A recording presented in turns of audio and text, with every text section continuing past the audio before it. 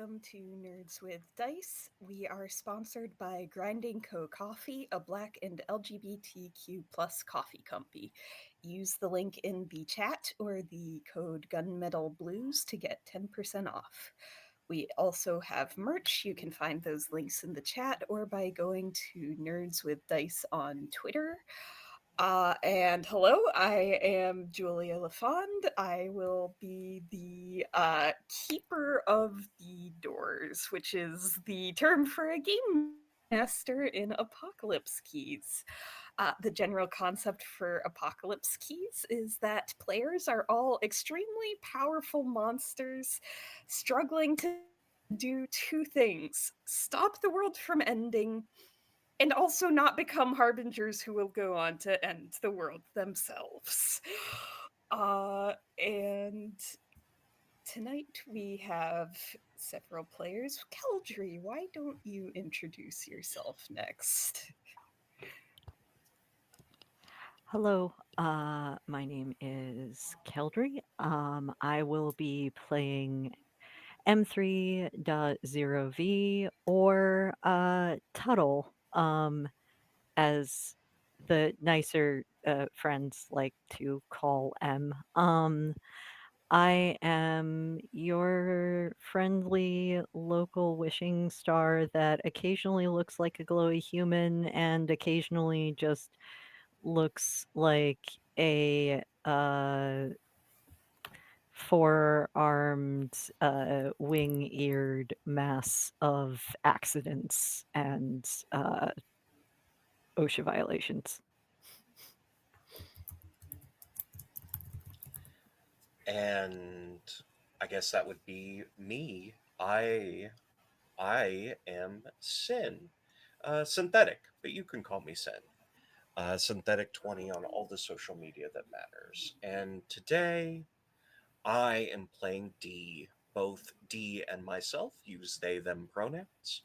And D was death and is trying to reclaim their throne. And only cares about not hurting a few people on the way to making that happen. So that's fun. Right. And I will say, in case it was not clear, this is a horror game, so I will go over some safety stuff before we recap the previous session. If you didn't see the previous session, you can catch up on the Nerds with Dice YouTube. But right, safety. So we have been running an Apocalypse Keys pre-made module called The First Door. The content warnings for that are body horror, cruel experimentation, cult behavior, and evidence of mental illness from trauma. We also went over some safety stuff of things that aren't going to be in our campaign. So, themes, stories, and ideas we will not be seeing at all in this game are harm to animals, harm to children, cannibalism, clowns, with the exception of the clown you probably see on your screen right now, sex, explicit sex, homophobia, religious discrimination, racism, transphobia, real world analogs to any such discrimination, sexism, slurs, cancer, active genocide, self harm, sexual assault, terrorism, and torture. And I do want to check in with the players really quick. Is there anything we need to add either for tonight or for the rest of the campaign? Uh, not any reds as All right. far as things that might happen. All right. Massive amounts of destruction and violence are probably on the table. All right. Right. So we do have a yellow category for what themes, stories, and ideas do we want to see less of. So these are things where they might happen, but not in detail, or maybe they'll just be implied or like have happened in someone's backstory, or some of these might be specific to certain players, which we did already discuss out of game ahead of time.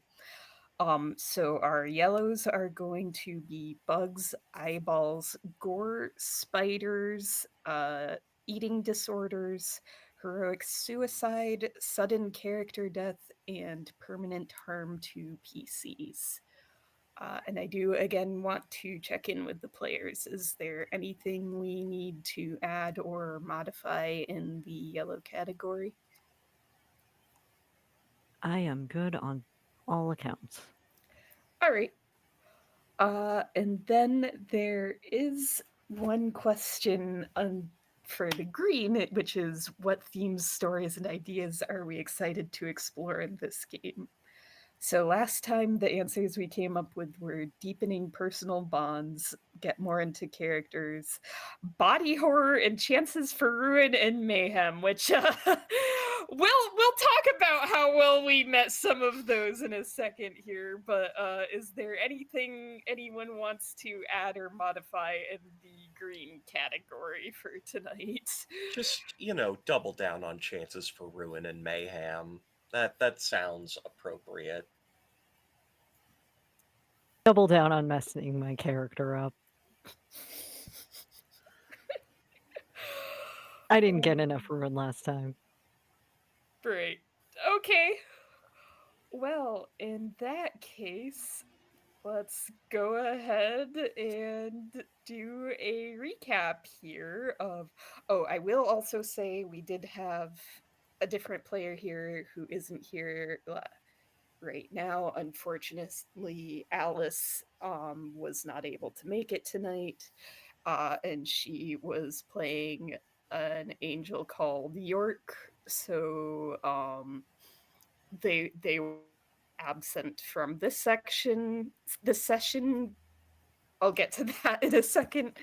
But last session, our Omen class monsters, D and Tuttle and York, were sent to Division Base 0001 because it was suspected that some employees of Division who were also monsters may have gone rogue and broken in to try to claim the first door. Once they were there, they met up with Angel Goramel, a fellow member of Division, who gave some additional context to this. Basically, Mr. Knock was participating in a program that was supposed to boost his power levels and went from 3,000% below the threshold needed to be an Omen class monster to an Omen class monster.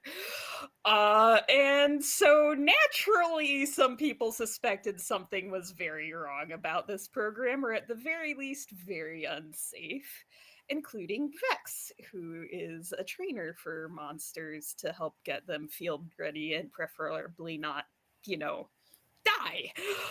And these two had a confrontation before disappearing, and then the defenses going down at Division Base 0001, which is presumably why Division assumed that one or both of them were the ones who broke into this base.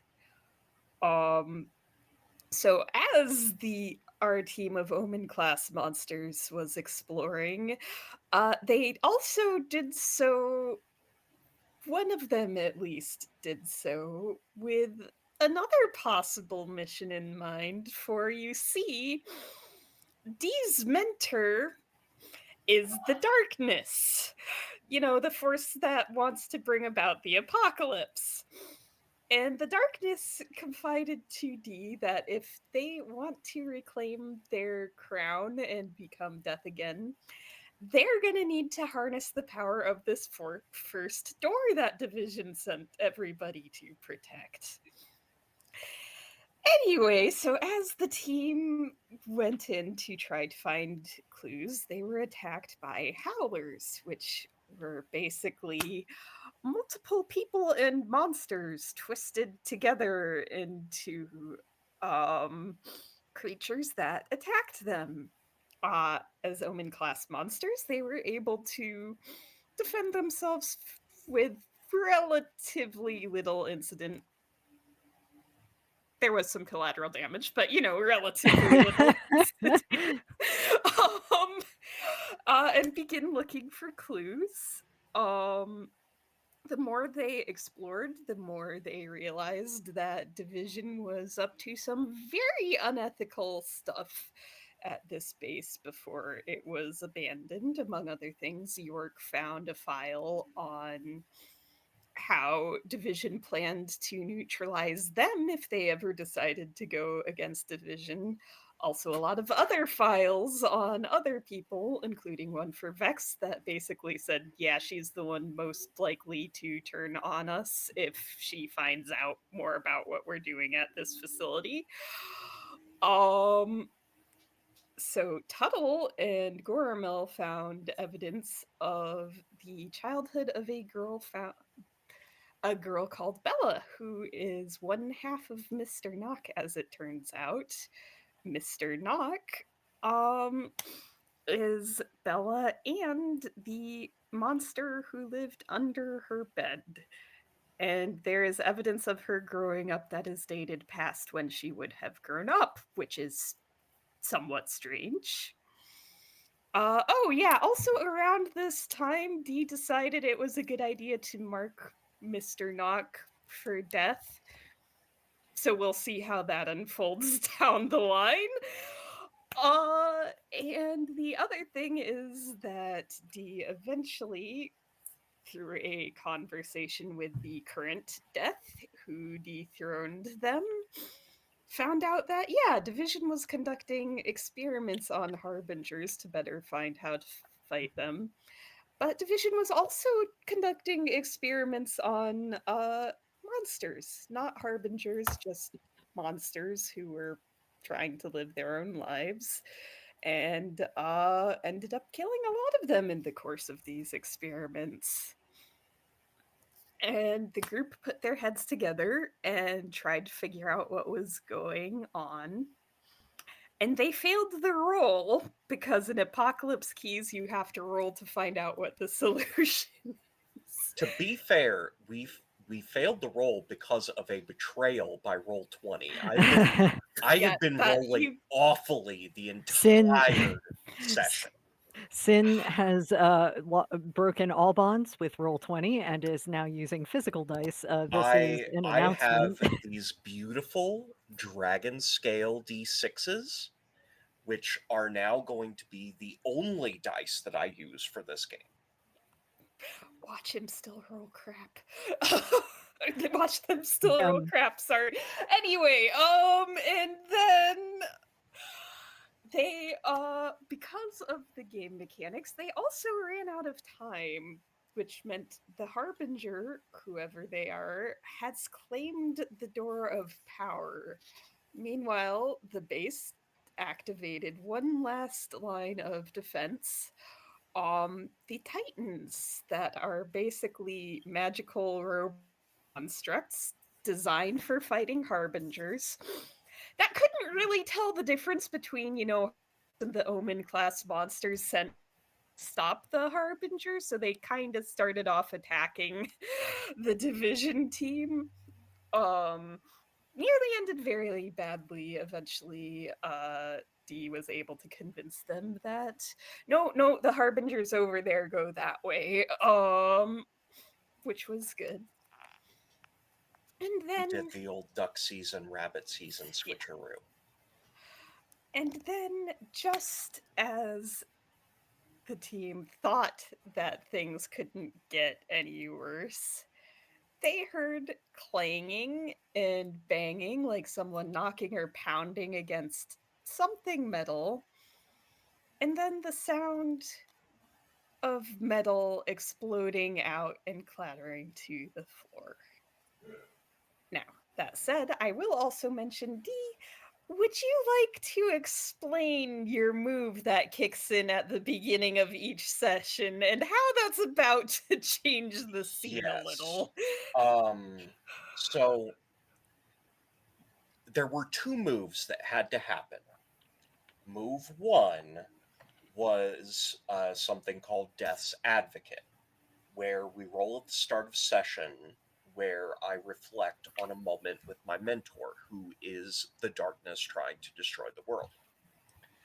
Uh, in this flashback, uh, I remembered a time in which the darkness was trying to prove to me that I am meant to cause destruction.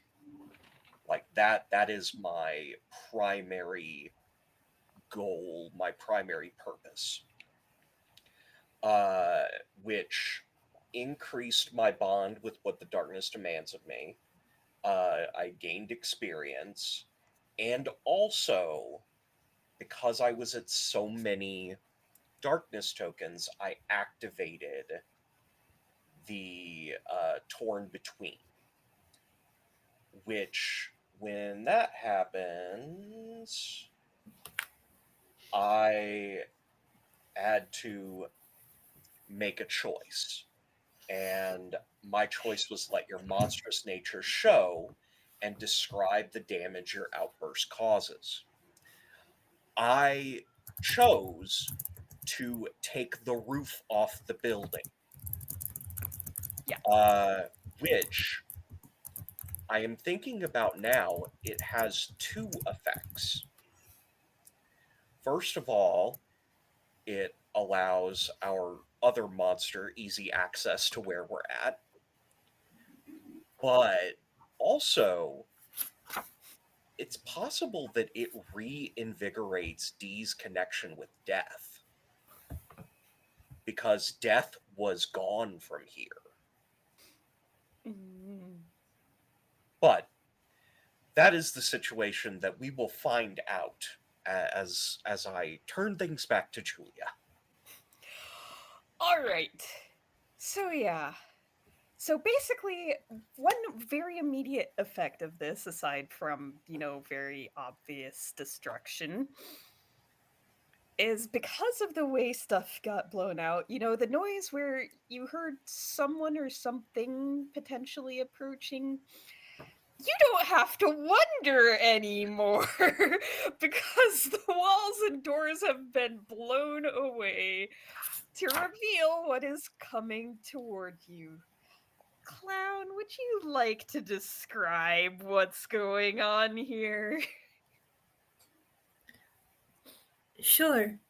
Uh, in the wake of this destruction, as the dust is clearing, so to speak, I think alongside where you're standing on the ground, you can feel dark brambles snaking between the earth and all radiating from the central point of this large, hulking figure with two horns stretching out from their head beneath a cloak matted with fur and sticks and generally looking a little worse for wear. Beneath this fur lined cloak, you would also see the skull of a goat. Not sure if it's a mask or if that's just how their face looks. Unfortunate if the latter. And beneath that hood and the massive hair, they sort of they reach out to you curiously with one claws and clop forward with cloven hooves. And you hear something not from their mouth, but a sudden reverberation in your mind, a thought that is most assuredly not your own. Hello? Are you the ones who have done this? Can I assume that Tuttle recognizes who this is? No, Tuttle, you actually have never met this person before. Nor have Oh, you, Dee. And by the way, today is Did January 5th. Oh! a, a long tail with like a tuft of fur at the end like sweeps behind them as they start to very cautiously pace their way towards you. Puddle is just going to look around and, uh, I yes, kinda. D, what just happened? I You I lost my temper. you don't look like the researchers who work here. And like along with that thought, you see like flashes of images of um people in white lab coats, but all faceless. Sharp stabbing moments of temporary pain. It's very strange having someone else's thoughts invade your own. Tuttle winces and then goes, "They kept you here?" They took care of me here, though then they forgot, I think. It's been an awful while. It's hard to remember the details. At this D- moment, we're reaching close to a battle. It doesn't sound like your foe. a battle? That doesn't sound very good at all. No, it's not. What Uh, happens? Why is the upset? Why is there battle? Perhaps we could sit down and talk about it. uh, I don't know This that we is have time for that. By the way, as this is going on, Goramel has been healing themselves and they are going to silently offer to do the same for Tuttle and D.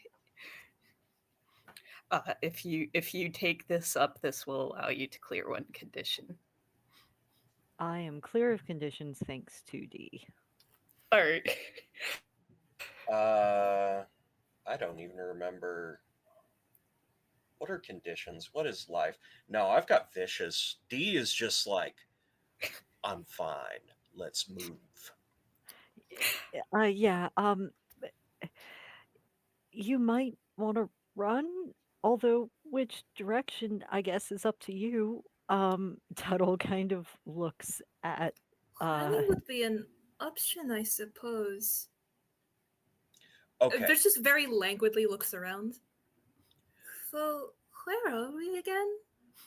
One claw comes up. He just seems completely unperturbed, just kind of looking up and then immediately stares up at the sky. Oh, it's been a very long time since I've seen the stars. Tuttle glows on accident. Especially one so close. Oh my goodness. I can hardly bear to look at you. Ah, sorry. No need to apologize. A very beautiful light. Yes, wonderful, beautiful. The world is under threat. A door, metaphorical, is opening. We Oh, that need, doesn't sound very good at all. no, it doesn't. We need to move.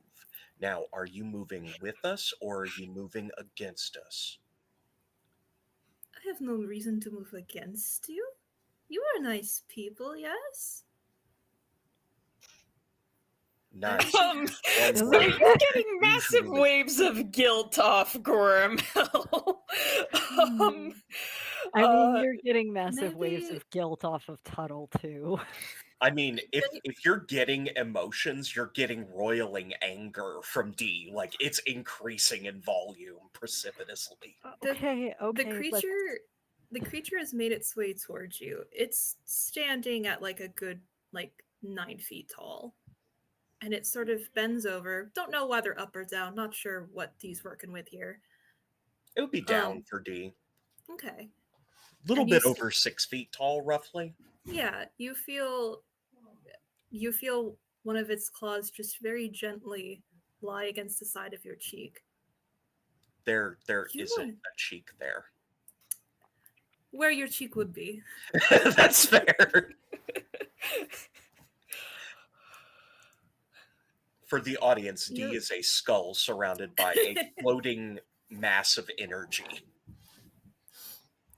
you in then a you feel the side of its claw grazing where the bone of the skull is. What's an issue? It seems you were nice once, but you're not sure if you are anymore. Of course I will come with you. You seem very much in trouble, very much in need.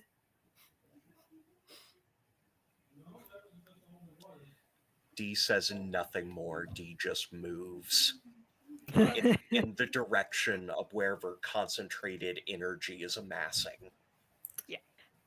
Ah, uh, the strong and silence I see. Tuttle is kind of slowly following D, and if a star could blush, Tuttle is blushing. Um,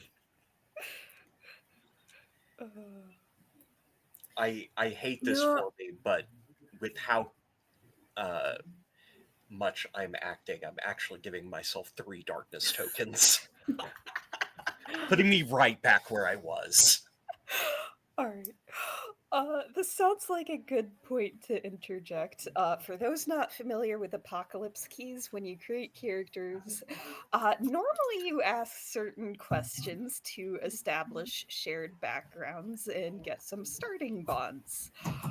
Um, Clown is playing an archetype known as the Found, and normally they have two different questions. However, one of those questions begins with "You were there when I was found." This is when that happens. So instead of two different questions, one with two bonds, one with one bond, Clown, you're going to be able to ask everyone present, which including Gormel, who is an NPC, but since Alice couldn't make it, I'd still want you to be able to have your bonds, as we discussed. I believe Keldry already answered this question, so D. yes. Do you pity or admire me? Oh, admire, definitely admire. Oh, was you were asking D? Uh, Based on the interaction so far, D would pity.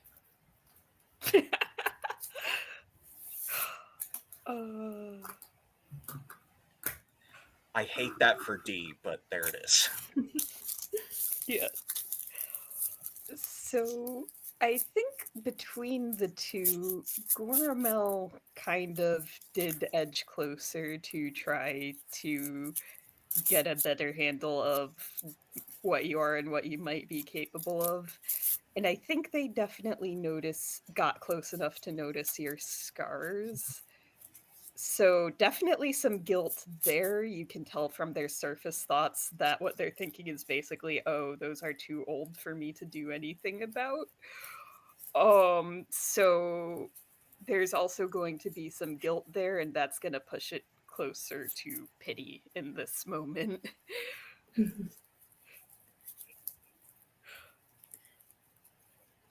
My goodness, no one is feeling the very good right now, are they? Yes, well, that's because, and as we're running towards, like, as Tuttle is trying to run to As follow the D, caverns yawn open beneath you, stone stairs leading down into the dark depths. D is supernaturally fast too, so D is moving as fast as they can. I think, Careful, you might trip. You see D is like almost floating with how quickly they're moving. um, is this like a spiral staircase or is this a Sloped slant. So square steps just kind of going down. Yeah, Tuttle is hurrying as quickly as possible. Which, since Tuttle at this point has started to use air powers again, probably is using that cosmic energy to try to boost speed a bit. And is mentally giving January 5th the rundown of what happened, kind of not on purpose, because Tuttle just can't stop that inner monologue. Uh, I'm trying to figure out if there's a move that I can do to like find where the Harbinger Is is. is there oh something no, that you you don't need a move. Like is there something there are that you are very clear needing sounds of battle coming from ahead of you. is there something that you are needing help with? Yeah, we need to stop the end of the world. Well, yes, that would be very terrible and bad to happen, but I meant more specifically in the pursuit of this. Stop a harbinger? A harbinger? I th- I think It, then to arrive at the battle, would that be a power through darkness? I'm going to say that if you're running top speed, you're actually about to get there, Okay. and I can just describe what you see when we're ready to say that we arrive at the Okay. battle. Yeah, I think. I'm fine with them playing out the run and talk in this case. I Oh just want no, to. Yeah. Tuttle is running slash floating as fast as possible and is only trying to kind of like keep an eye on January 5th, but is trying to follow D as quickly as possible. oh, January gets left far, far behind. January has like picked up the hem of their cloak and is doing that, like the little lady curtsy down the steps. It's hard with cloven hooves; they will trip. Oh, Uh, in that case, I think what's going to happen is Angel Goramel, who is much stronger than they look, is going to hook their arms under yours and fly you down. Oh So my! since you're pretty obviously just going to join in on this, and you know what, sure. So So that you very can keep. forward. My apologies, it's an emergency. Of course, of course. uh, so, as all of you make your way forward, the sounds of battle are going to quickly become clear that the Titans are plowing through the howlers as best they can. There are the Titans are a whole lot stronger than any individual howler, and what with being made of metal can't really easily be bitten or torn apart. But there are a lot more howlers than there are titans, and you may notice that now that you see so many of them, that the defeated howlers eventually get back up. I. Are Hmm, these are these the ones that you are needing to not be here? Are they the ones who are ending the world? not quite.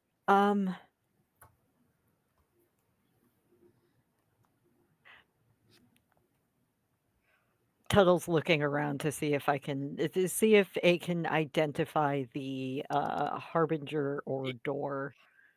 So ahead of you, so you were in a fairly large passage of the cavern, but this is where the battle is really starting and getting fierce and like kind of raging, but it really opens up into this area that almost looks like a shrine made of rust and rot and bones. It reaches down several stories down into the depths. But at the top of this structure on the same level as you is a young woman. And she is holding a scythe. Not just any scythe. Dee, you would realize that division was hiding right beneath your nose. The Reaper's scythe. So Okay. yeah, it was lost, or you thought it was lost a long time ago. This scythe you entrusted to the Reaper of Souls, who, went missing and their scythe disappeared under unknown circumstances. But apparently, at some point, Division found it. And this is the first door, because you can sense that this scythe has trapped within it the souls of many, many people and monsters who were killed by it, including the soul of a kraken. And this kraken is still there's a pull. All of you would feel a slight pull from this kraken that even in this state of undeath retained the instinct to lure and play. Meanwhile, Tuttle, you would recognize the young woman as a grown up Bella. No, no, no, no, no. Um, looking around, where's Michael? Where's York? Wait a minute. Yeah, York is that's a good question. Dunno. You would sense that they're not in danger. I will give you that much. They I don't Okay. seem to be in can I danger, but they're definitely not here. can There's I assume time, that there's weird fuckery. Yes. can I assume that while Tuttle is making these connections, I am hearing them from Tuttle's mind? Yeah, Yes, no. I'm If sure. Oh, Tuttle hey, Reaper's side. Mm-hmm. if Tuttle knows it, assume January 5th knows it. I can't speak for the other players, but Tuttle as a character, like just assume you know it. D is probably very quiet thoughts wise. Oh, okay, my bad. Uh, D is has moments where they go into thought mode and then it's like an instant flood, but then it ceases and it becomes action. We have to get I that away from her.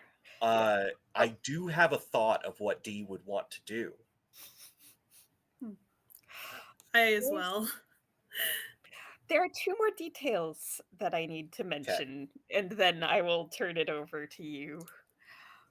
Bella does not have a shadow.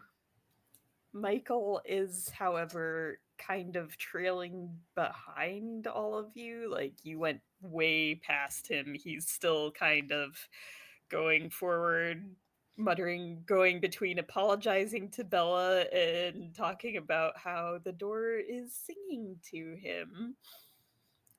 The other thing is, remember Vex? The child of the Kraken Yeah. monster trainer.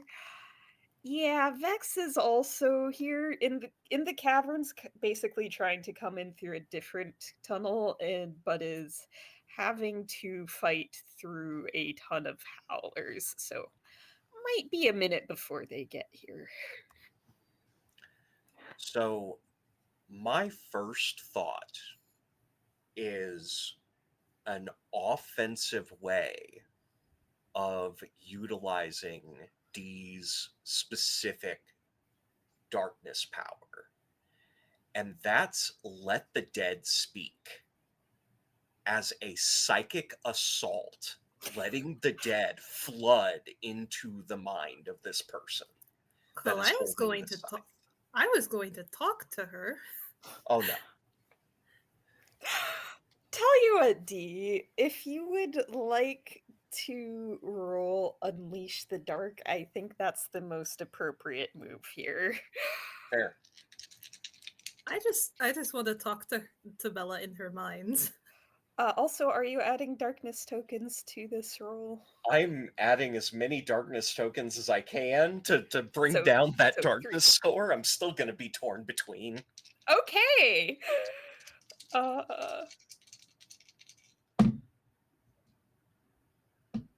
These dice do not betray me. That is a oh, 10.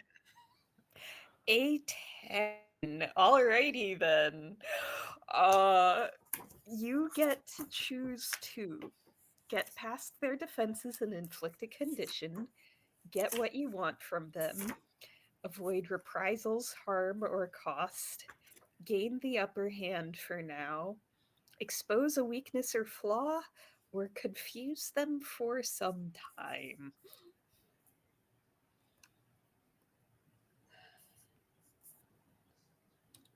I'm very. Okay.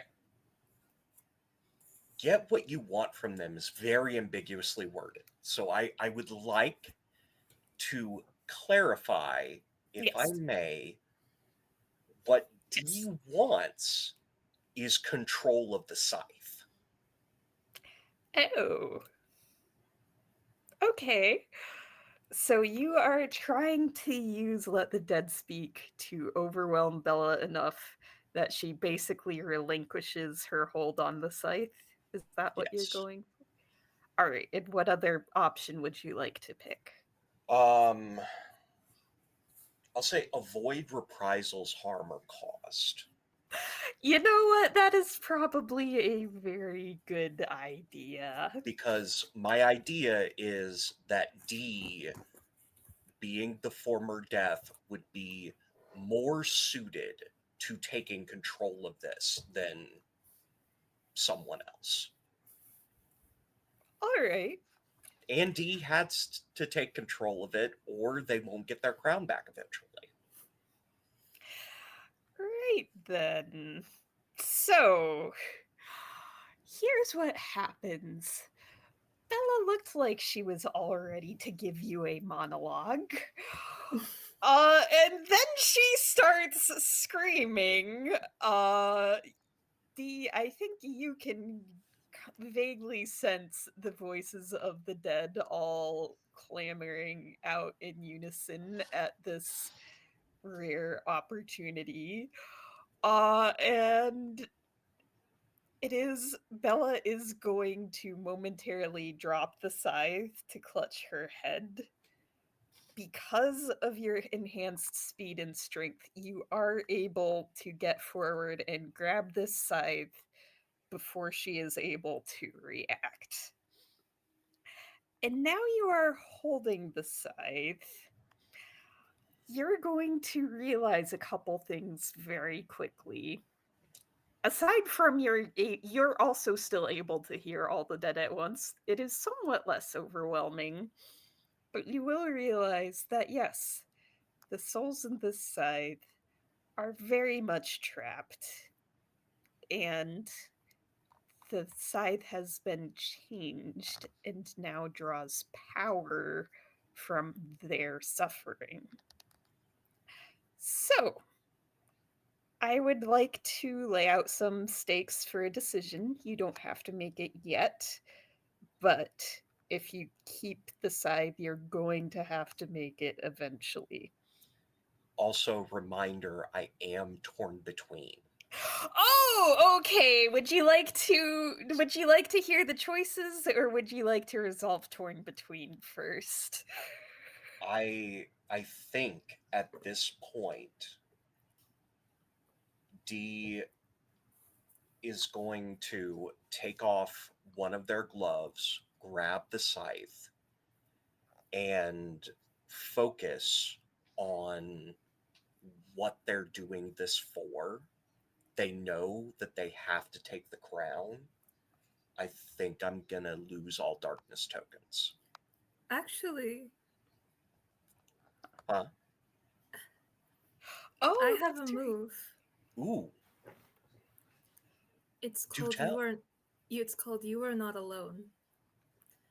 When a PC is torn between and must make a choice, you may reach out to them psychically and tell them why they shouldn't be afraid. Mark a condition and ask them, how do I help you believe in yourself? They no longer have to make a choice and find a moment of clarity and calm. Both of you gain a bond with each other. I am good with that, and I think what it is you pulling from a memory that D has been alive for so long that pulling specific memories is like pulling a single like strand from like a or pulling a single uh A what do you call specific it, strand of straw. hair from a head. Yeah, yeah, but it's the fact that you can pull out D handing off the scythe to the Reaper of Souls, like giving that power to someone. And it's something that D did have control over at some point. So if they had control over it then, they can get control of it now.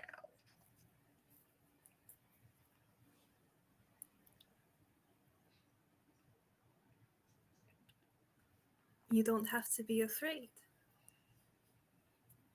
You did this before when you were alone, but you are not alone any longer.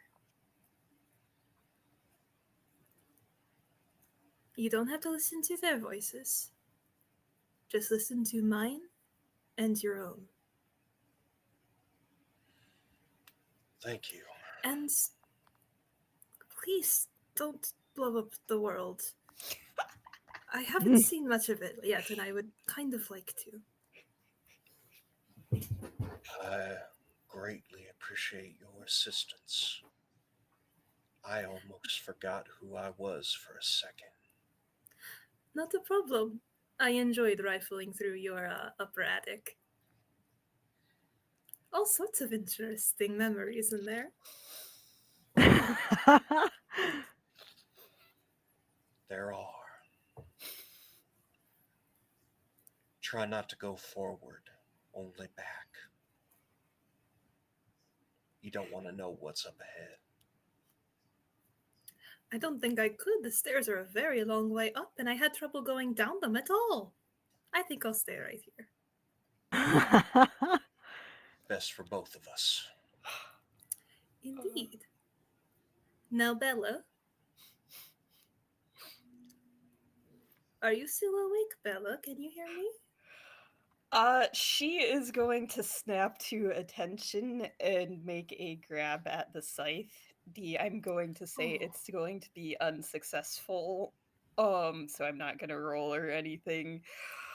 But like she very obviously heard you, but isn't necessarily talking to you right now. can I add something? Yes. I think as she reaches for it, she gets jerked back as a chain is winding its way out of the ground and wrapping itself around her, as I'll if on allow its it. own will. I No, will allow this under the circumstances. no. Hold on. You're being very naughty. I said hello. You should stay and listen to me. And I am not a child, she says. She places her hand on the chain and it corrodes down to dust. No, Oh, no. Uh, Dee, are sweet. you okay? I think at this point, D is outwardly not speaking and just like all you hear is a shh because they are focused on like gaining control of the scythe and reverting it to its original form. interesting. Actually, if that's the case, if January the 5th is trying to talk to Bella, I want to try to siphon whatever made that scythe the door of power out of it. I want to unleash the dark. Okay. Um, I'm trying to think of what the best order of operations is here. Because Tuttle just wants to help. I'm last. Okay. Okay. Cause I'm just having a gay old time. All right. So D, you are trying to get control of the scythe and revert it to its original form. And Tuttle, you basically want to help with that. Do I understand correctly? Yes, I want to try to if D is trying to revert it, whatever power that is excess or causing it to be the door, causing it to be not what it's supposed to be, I want to siphon that so that it is what so that it becomes what D wants it to be, because that's what Tuttle wants, is for D to have what D wants. I think how I want to handle this is for both of you to roll power through darkness. Do you And want by that the in a way, specific Sin, order? hmm? Do you want that in a specific order? I want both of you to roll power through darkness, and the result will vary depending on whether you both succeed or if one or both of you fails. Also, Sin, you already made the choice I was going to pose to you, so we will just handle it. You don't have to worry about what I was saying earlier. I'm I'm curious, what was the choice? Okay, so basically the other choice you could two choices you could have made would be to try to claim it as is, which would have resulted in ruin, or to try to destroy it to release the souls, which would have been very possible but would have required marking a condition and, potential other consequences. Okay. I think it definitely, like, even knowing that, I think it makes sense for D. D is about reclamation. D is about, like, the natural order of things. And I think this, as it is not as it should, is not as it should be. And that's what D is focused on. Okay. I am going to add 3 darkness tokens to this roll. I Alrighty. am also going to add 3 darkness tokens to my roll. Is that a disastrous success I see in chat? Yes, it is. Would you like Dis- to spend bonds to modify that? Yes, I would. I am spending first I'm going to I have to look at my bonds again. First I'm spending have control over a door of power from one of my bonds with The darkness. the darkness. But The next thing I want to use, since I need to use 2, I think, um, I want to use to grant a wish, uh, being related to the apocalypse. I think eventually that was amended to that I a wish that I can actually grant as the wishing star. So I think using the 2 bonds with the darkness makes sense, as all right. Tuttle is trying to pull that power and possibly inadvertently could later give it to someone or use it himself. Or perhaps bring T closer to becoming a harbinger. Well, we're gonna try not to do that, but we'll see. Oh, So I just want to share. I love these dice. They have hmm, given me 3 different, like, sets of 7. nice. So And that's a 10 for me. okay, so and are either of you torn between? No. If I am using 3, then actually, yeah, because I added, yeah, All right. because I added dark, because before I added darkness tokens, but I didn't add it to my sheet. I am at 4 after the roll. All right. I am at 5 So after the so Puddle roll. is torn between, D is not. Tuttle. Hello. Oops. I have no limit on how many times I can do this. I can keep taking your choice away from you. Dee's the one that's gonna need it. I think on this one, because of the specific bonds that I used. Oh, no, my move only works when you are torn between. Oh no, I'm saying because of the specific bonds that I used, I want to let the torn between Understood. stand.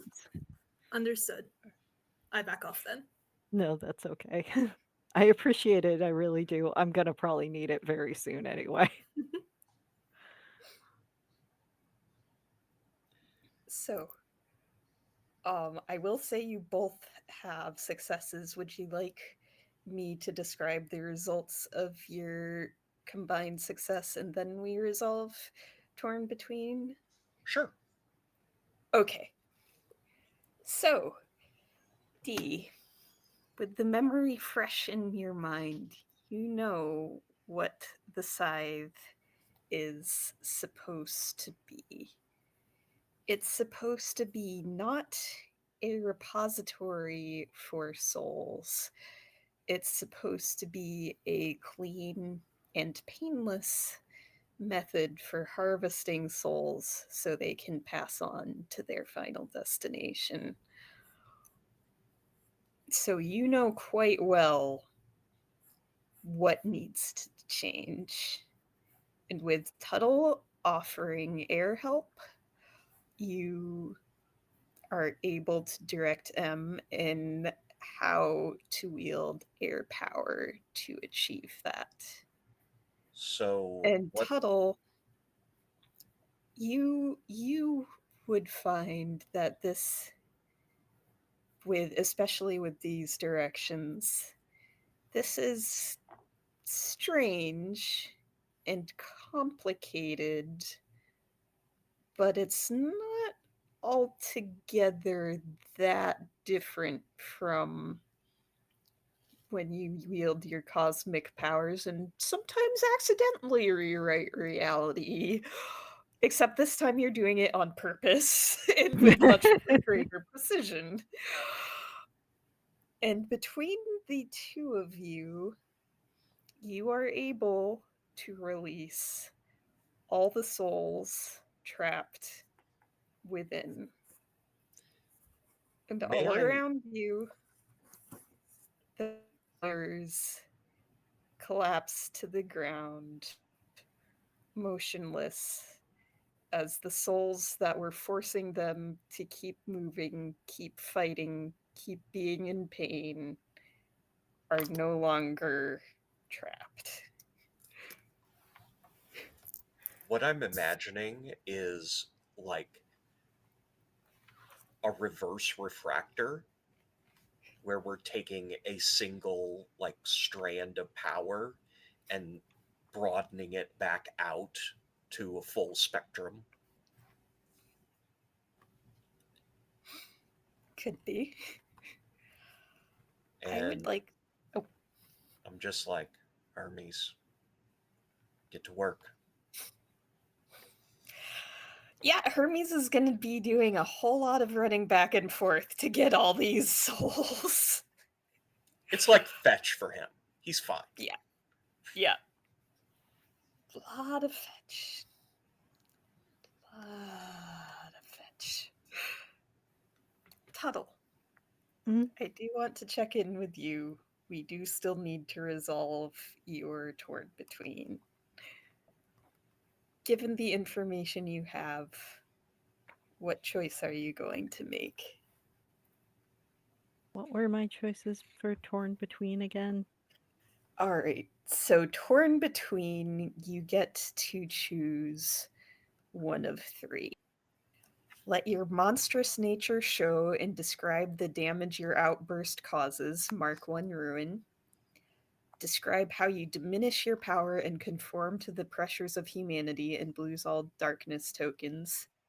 Spend a bond with someone. Describe how directly or inadvertently help you regain control.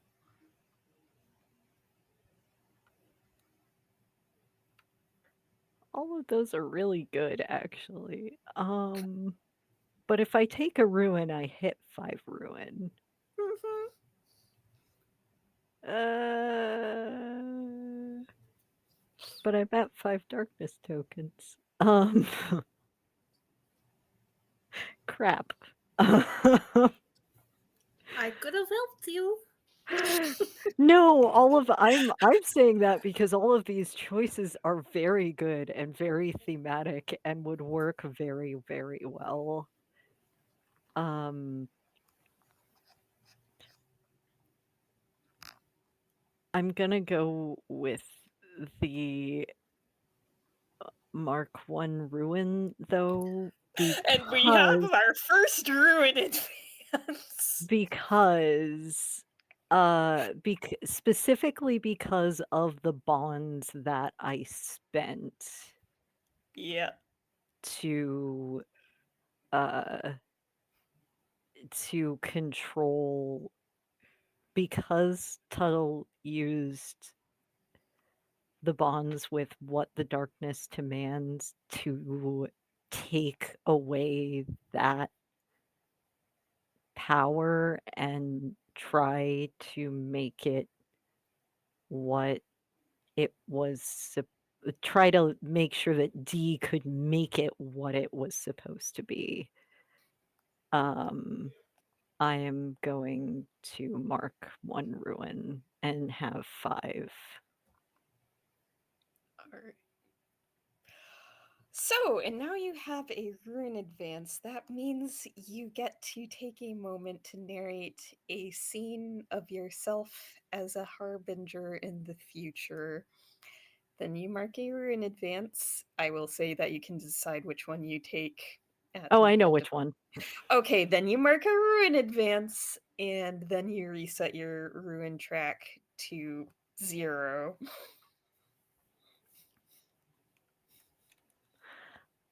Um, if it matters, I'm taking my dark patron. A harbinger claims that they will help you, assuring you that they are working against other harbingers for their own agenda. Cool, cool, cool, cool, cool. We can So circle back to that later. yeah, I figured. So I think it's more I think January and uh DC Tuttle kind of draw in that energy that I guess made the door the scythe door. Um and for several moments it looks like it's going perfectly, which as Dee knows is not normal for Tuttle. Um, and then there's just a moment of, you know, where in the Steven Universe transformations, how they kind of wind together to become a new person when they do the um when When the they gems, sorry, when they reform. yeah, when they merge, um that energy just kind of winds around Tuttle, and for a moment you see a just blank face with no nose and no mouth, and you're not sure there are eyes there. And the instead of that core being inside of Tuttle's chest, there is a bright glow around, and there are almost like trains of light flowing down from Tuttle's hair and back, and they are entirely made of white light until they go dark. And all you see inside of this glowing white orb is the night sky with something that looks like it has horns and 6 arms and legs that have no feet, and just that flowing train of what looks like, again, a solar flares, but entirely pitch black. And then Tuttle is normal again. Well, that was interesting. All right. I Do also you, caused massive amounts of collateral damage, if I remember the move correctly. And Tuttle causes normal massive amounts of collateral damage when Tuttle does the things, so Okay, so I'm going to say that basically, unless you would like to specify some collateral damage here, I have an idea. go for it. Okay, so you know how in video games when you defeat the boss fight and the lair starts collapsing around Mhm. you? That, but reality in a minute here. So while this has been going on, January 5th was trying to talk to Bella, if I remember correctly. I think I So said let's one or two let's rewind words. a little bit and see how that conversation went down. Um, Meanwhile, hey, hey, hey, Meanwhile, hey. No need for violence. No need to jump. I just wanted to talk to you. You are doing something very bad. I think it is best if we sit and talk about what you are doing. You are but I being was very naughty. wait a minute. I remember you. You were one of the test subjects. Why are you working for Division? Working for who? I am just wondering what you are doing, waving a big knife like that around when you should not be holding anything of the sort. I actually heard from a friend back there, one who misses you very much. Is it okay to go leave them behind? Leave that poor little one alone? You say that, and then she looks at you in confusion, and then she turns and catches a glimpse of Michael, who has come into view again. And she gets this absolute scowl and turns away and derisively says, Michael was weak. He said he would protect me, and he couldn't, and I don't have any use for him anymore. That is not a But nice thing to say at but you all. would also sense some sadness and disappointment coming from her as she says this. That is not a very nice thing to say to someone who you love very much. Yeah, well, it's not a very nice world, and trying to play nice only gets you advantage of. And if the choices are to be used and tossed aside or to rule it all, the choice is clear. The choice to be naughty is not going to get you very far either. Oh, and what would you know about that? Quite a lot, actually. I. Would you say that this counts as asking someone to listen to my wisdom? Yes. Okay, I will be taking 2 darkness tokens for that. And there Okay. is something I was thinking of doing, but I think I shouldn't because Tuttle is about to blow this whole place up. uh, all right. I will say that around now, Vex has gotten close enough to potentially enter the conversation, and she's going to start shouting out, Bella, don't do this. This isn't going to help anything.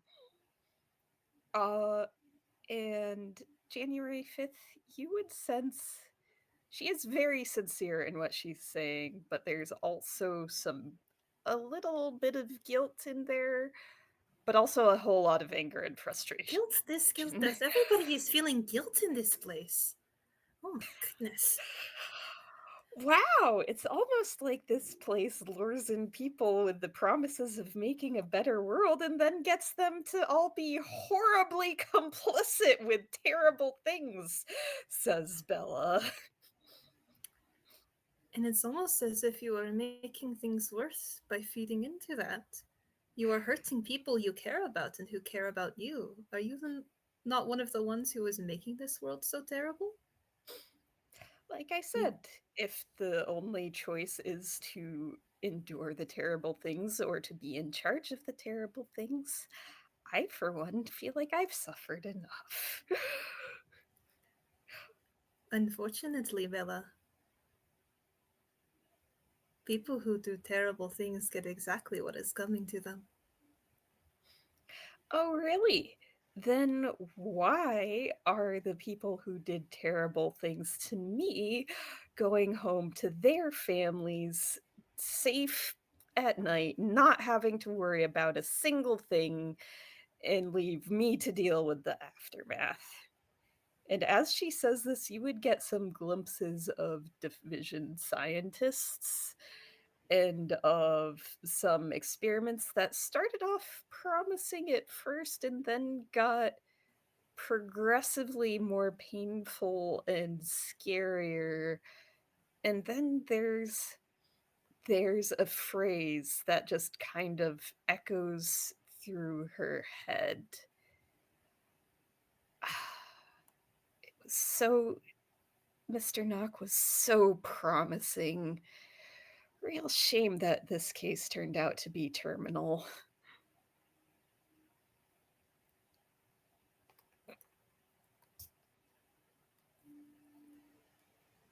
The answer, Bella, is because I haven't found them yet. I would like you to roll Unleash the Dark because I am not entirely sure how she would respond to that. Sure. I could I could do that. I also have a move for prying into people's deeper thoughts. I didn't know which would be more appropriate or whether I should just let the place explode since Subtle is exploding. I feel like I said Unleash the Dark because I feel like this isn't so much trying to pry as so much trying to get her to, stop being a harbinger, which is more of. It is a type Sure. of conflict. It's just Sure. you might not be fighting with fists or powers, but definitely a mental battle going on here. Oh yeah. I'm prying around in there.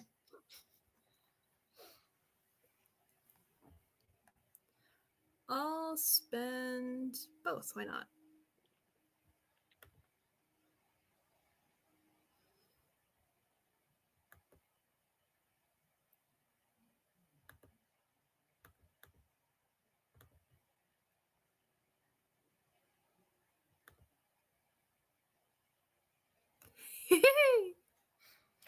That would be Oh,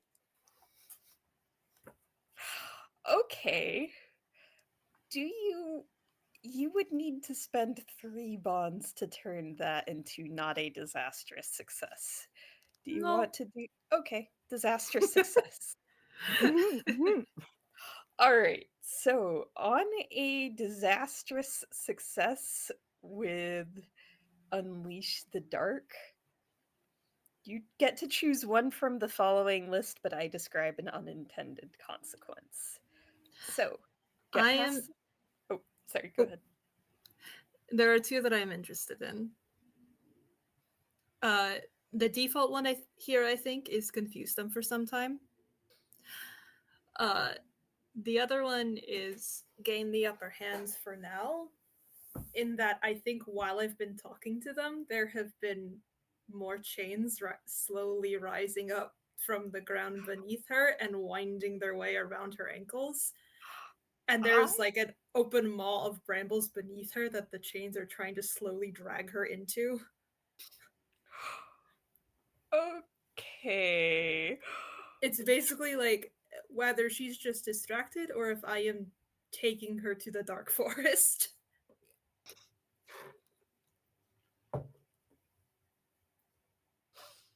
Hmm. I have an idea for how this might play out, but if you don't like what I can describe, we can rewind and try again. Oh, go ahead.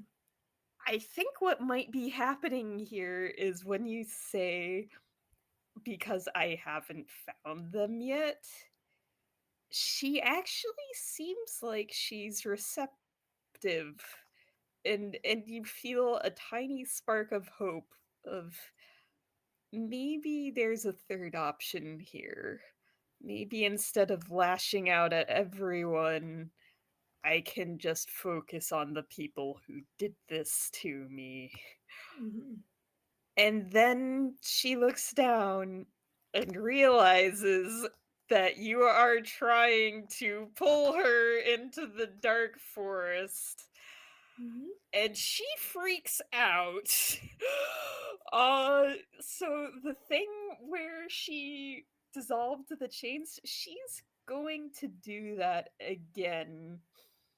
And she's also going to send something at you. It feels. So, which option would have gone off successfully then?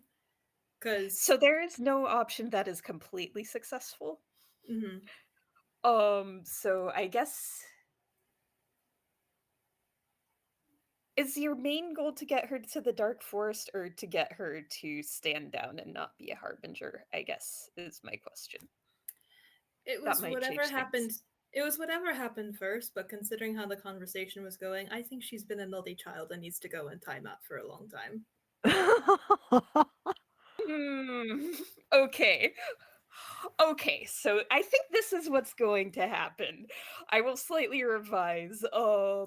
She does lash out, but not in time to prevent herself from falling into the dark forest.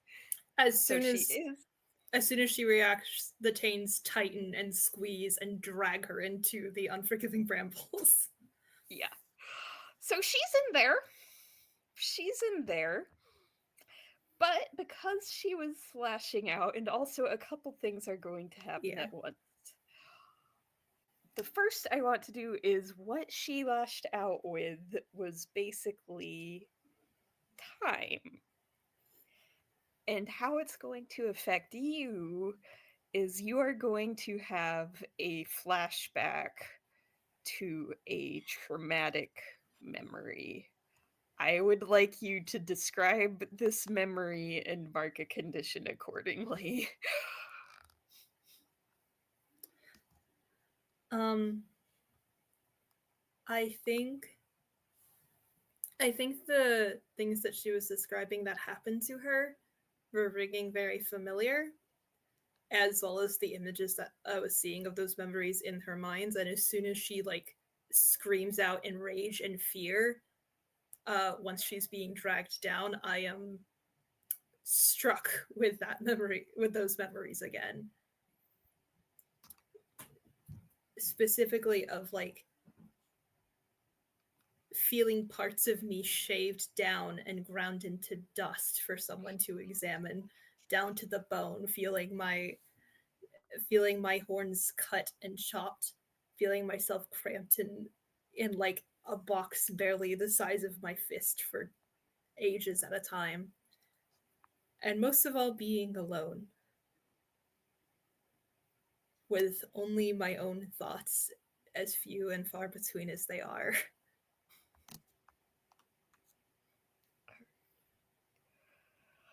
And I think that is going to make me unreachable. Well, that is very interesting timing as the other two things are Michael and Vex both converging on you very angry because no matter what Bella did, they did both care for her very much in their own ways. Um I am just going to roll everything real quick here. Not What is the problem? She was going to destroy the world. We were supposed to top her, were we not? yeah. So the thing is,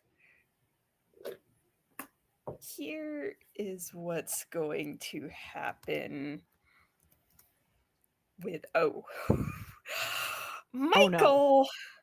Michael is going to catch up with you first and try to lash out with shadowy tendrils, Oh, screaming at you because you have separated him from Bella.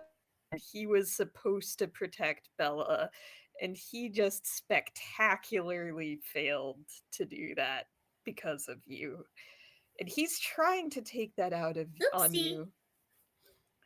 The problem is he's also kind of starting to dissolve. Uh yeah, see, the thing is, Bella may have kind of used the Reaper's scythe to separate herself from Michael by force. And now that the scythe has been purified, he is dying. Oh, is that all? Would you like to see her again? I could take you there as well. You can take me to Bella? Sure. Yes, please.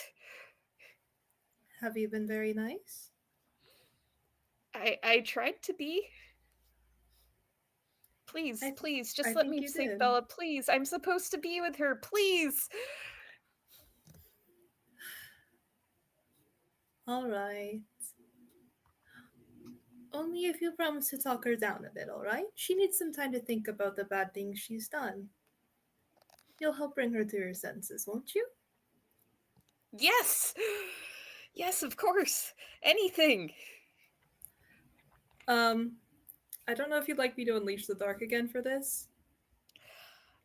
So, if you want to send Michael to the Dark Forest, you can just do that. If you want to do it in a way Send that his will ass keep to the him dark from forest. dying immediately upon arrival, what you need to roll is power through darkness. Um, Also, I love that way of resolving marked for death. Yeah, hmm. yeah, that actually works out really well. Yeah.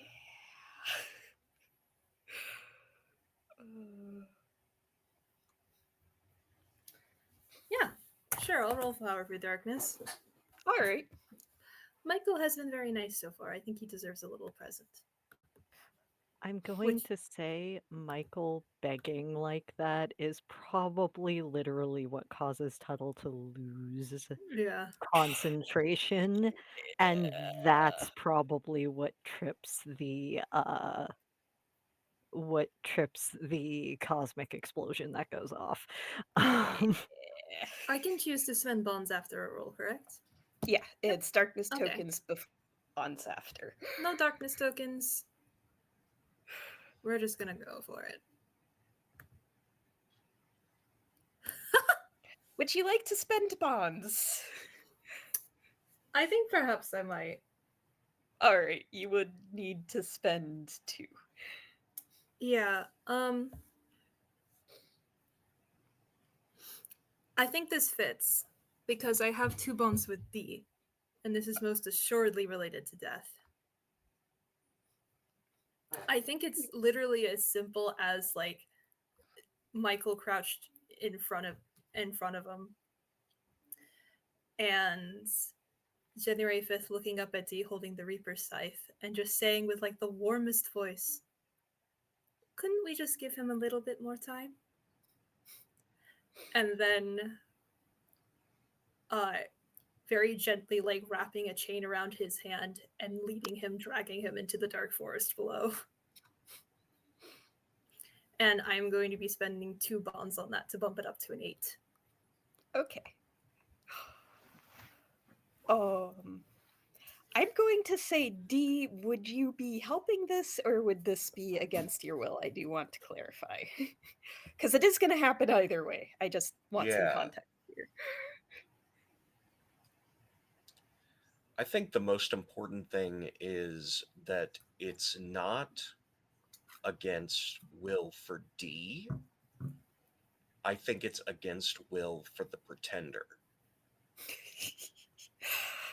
What Well, I'm sucks. imagining, and just to clarify this with you, I am imagining this activating almost like Death Broke Me First, where D says yes, he can have more time. All right. All right. Yeah, and I would say Thank you very much. Under the circumstances, the pretender is forced to play along and give Michael at least a little more time. And whatever's going on in the dark forest, at least he and Bella what are goes together on in the what goes for on in now. the dark forest stays in the dark forest. And I will say there is also the matter of an incoming Vex. Vex rolled a success, but also saw this go down. So instead of attacking you full force like she was going to, she basically grabs you by the collar and she's actually shorter than you and basically pulls you down and is like, you have to bring them back. Oh, but no. as she says this is when reality starts to explode. And I think that's probably a good time for a cliffhanger for our midpoint break. I'm fine with that. So we'll be back in about 10-15 minutes. Yeah, sounds good. See.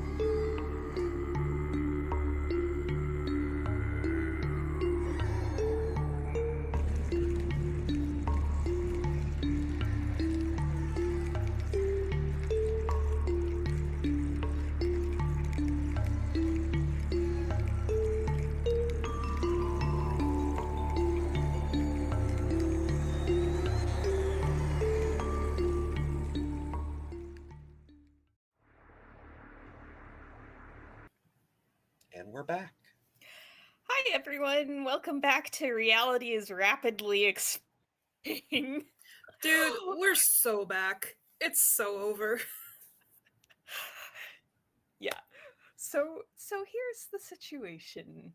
The Howlers have all collapsed and are finally truly dead. The Reaper's scythe has been purified and is currently in Dee's possession.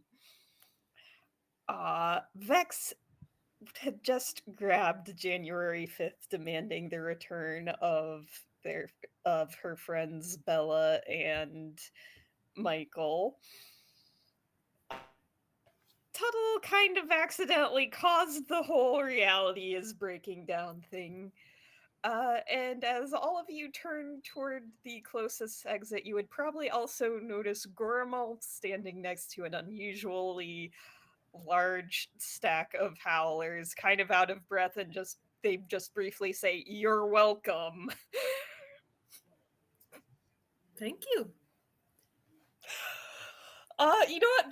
They're gonna kind of nod and circle back, remembering that you are not very fast, and help fly you out of there.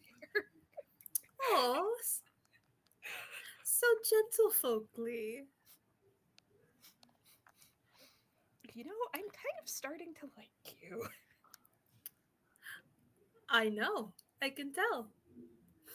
Are you flying me with Vex still grabbing my collar?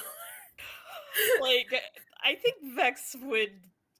They basically Vex would have backed off a little when they recognized Goramel, but now Vex is basically running in the same direction because reality exploding kind of overrides all of their concerns. We'll finish that talk later, okay? She shoots you a glare as she runs. Are you two also running, or are you doing something else?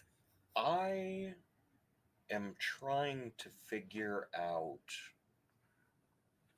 that very thing. I think Tuttle was probably kind of momentarily out of it with the slight change to Harbinger. Um, and I feel like wants to be the last person. Whether that's a good or bad idea is up to reality, but instead is going to go, no, no, no, no, no, and immediately try to quantum lock that explosion. Okay. This sounds like another power through darkness to try and get that back under control, potentially. Yeah, probably. I I want to do something with regards to this. I'm still trying to figure out.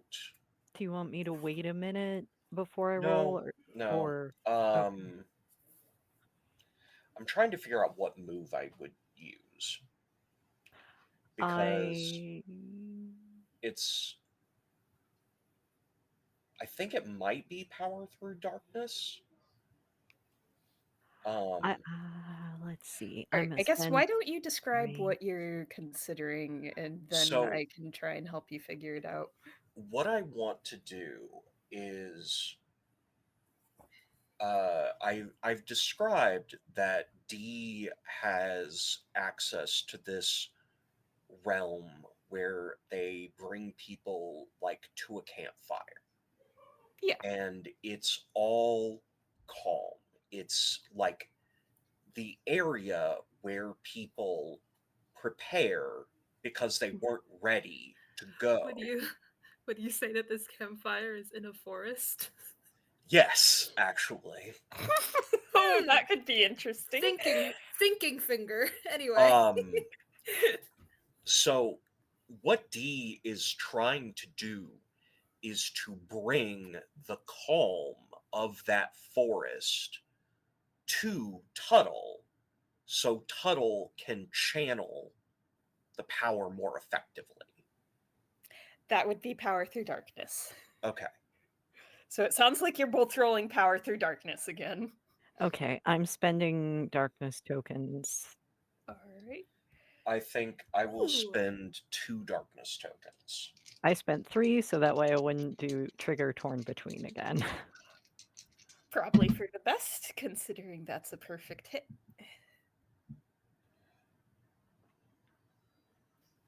Well,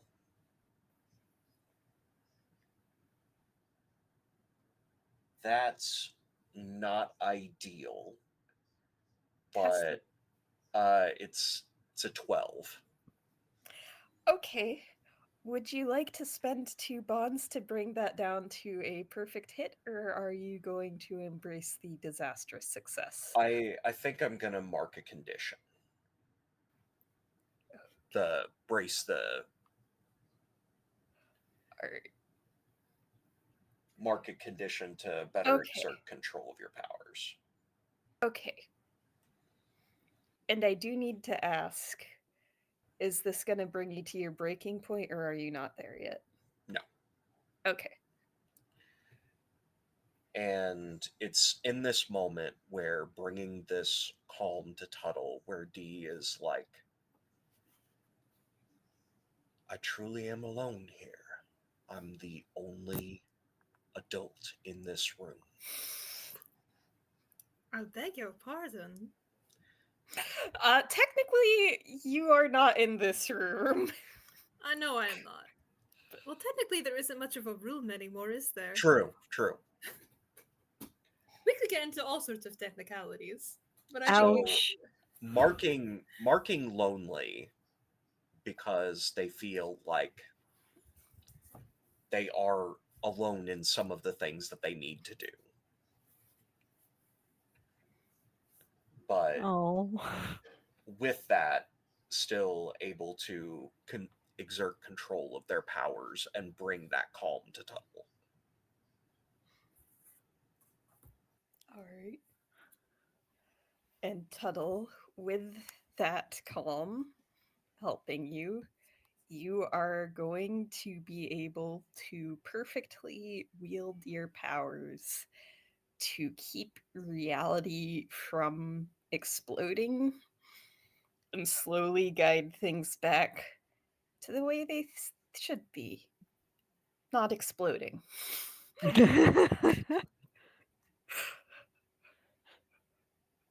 I'm imagining the slow mo of the explosion, and then it like slowly screeches to a halt, and then very quickly reforms, like goes back, rewinds to where it was again. Yeah, I think because time is weird in this place, time being weird doesn't bother Tuttle, but with like time being weird doesn't bother Tuttle. Trying to use power, Tuttle is afraid to use air power, so being able to be calm just literally lets them again kind of lock, and then all of a sudden everything is back where it was. Oh, I do not think we need to be running anymore. And I think Gormel is going to make a skeptical noise and keep flying. Oh, okay, uh, bye Like bye. I can put you down if you want, they say, but are still No, very much I'm flying very out. comfortable here. Vex isn't slowing down either. and because I feel a need in this moment, D is going to lean just a bit closer to Tuttle and say, you need to get control. Next time I might not be here.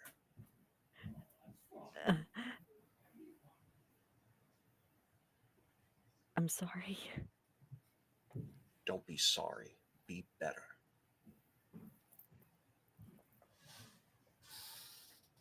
Tuttle is going to wince, and I'm going to mark darkness tokens. Oh, by the way, with power through darkness, On an 8 to the 10, the keeper may offer you a reprieve, a golden opportunity, or a bond with someone. Tuttle. I think that in the process of this happening, you might have picked up some important. You may have caught a glimpse of something important from a reality very similar to this one. Uh, I and whatever you witness, it lets you clear one ruin or one condition, your choice. But I would like you to choose which and describe what you glimpse and why it affects you in that way. I don't know that I have any conditions marked, although with what Dee just said to me, I feel like I should. Um, Okay, so the option is clear one ruin or not take a condition from debullying you. D is doing their best. I would I think say they could be doing better. ouch. Also, yeah, January hears the one-sided conversation from Tuttle. Um, yeah, I'm gonna try to not take a condition. Just absent-mindedly, that guy sounds like a dick. I don't think Tuttle even notices January's No, response, but no. January's just saying it to itself. Vex and Gormel are slightly confused, but think they have bigger things to worry about at the moment. yeah, I was going Oh, to sorry, mark I'm eavesdropping. I was actually going to mark despairing because that made the most sense. Um, and so you said I glimpse part of another reality that could have been here That's or one option. anywhere. Another option is you could get a glimpse of the past or the future of this reality if you would prefer. I like the idea of getting a glimpse of another reality. Okay. One where as soon as you come down, D sweeps you up into a hug.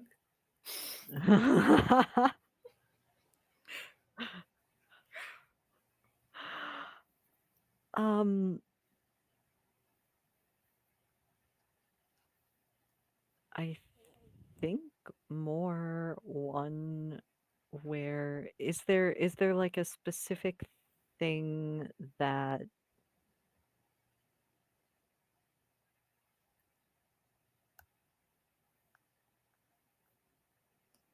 hmm. Actually, so it's one where Tuttle is able to use the power that a took from the door effectively and with precision Hmm. to do what what what a wanted, but Tuttle doesn't know what was done, I think is the Tuttle doesn't know what other Tuttle was doing or why they would be wielding the power of the door.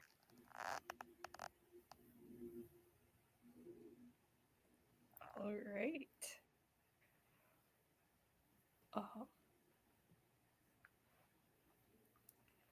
Yeah.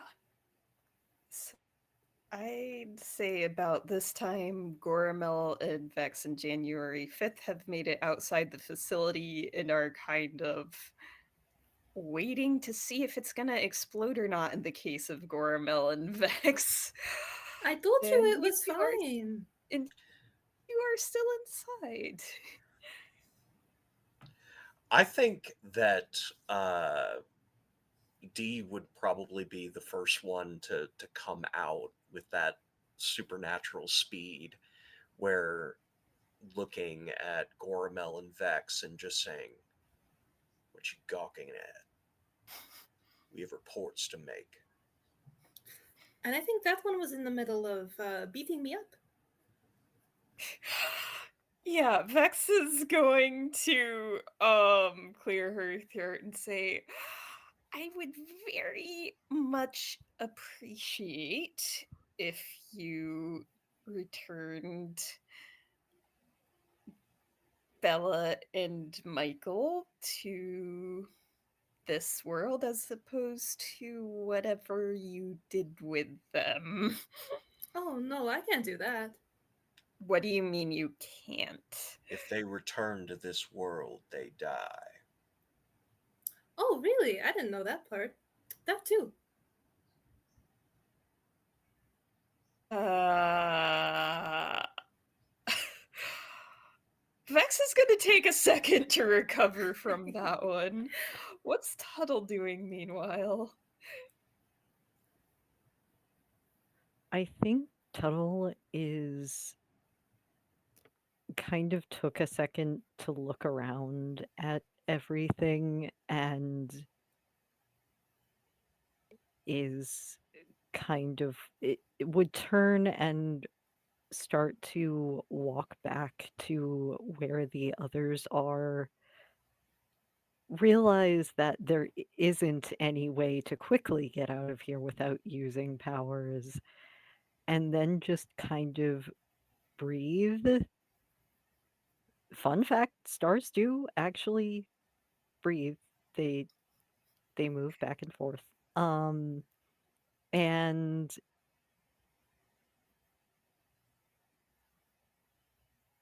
wouldn't like would float, but float in a way they where they just kind of like float up, disappear, and then reappear, like walking out of the facility. All right. Oh, hello And again. would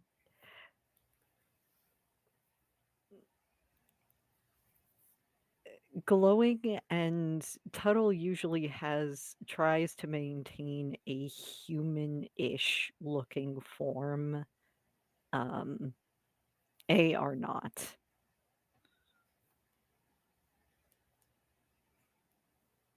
There's extra arms and ears and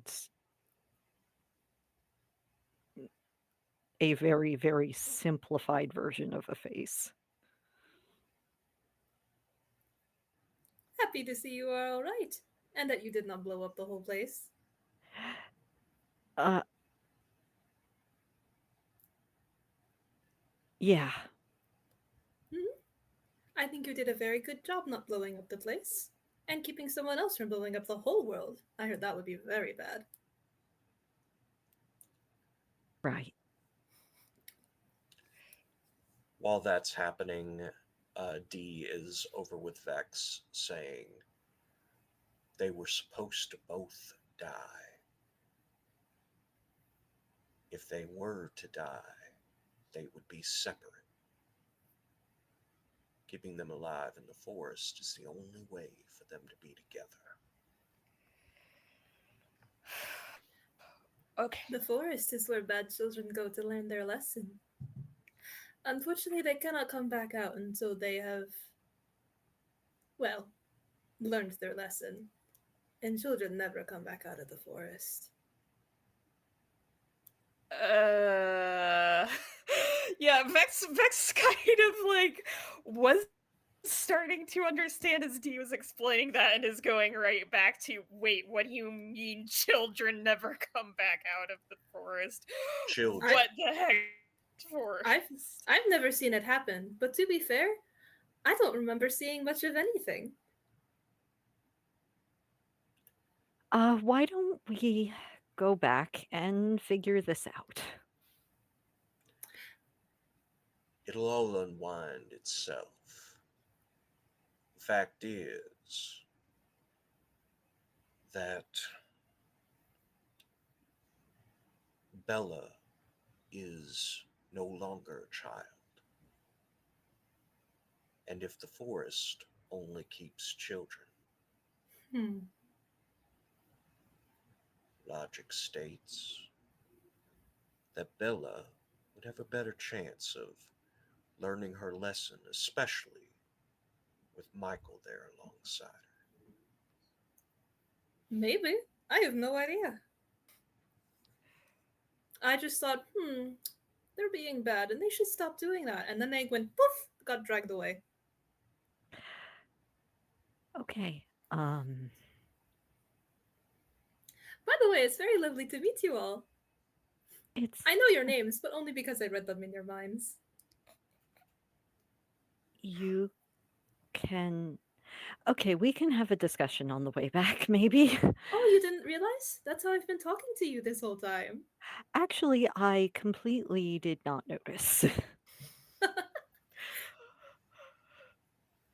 Meanwhile, Vex just kind of looks at all of you and just quietly turns around and walks back into the facility. January 5th, you would know that, or you would catch some stray thoughts about, okay, get in, get the evidence, get out, get in, get the evidence, get out. Are you um, leaving already? I thought you were going to beat me up. You had me by the collar and everything. It was very intimidating. she's going to stop and kind of shift nervously as Gormel also turns to look and realizes what she's doing, and her response is going to be, well, between what the two of you told me, it sounds like that wouldn't actually make a difference. Also, evidence of what?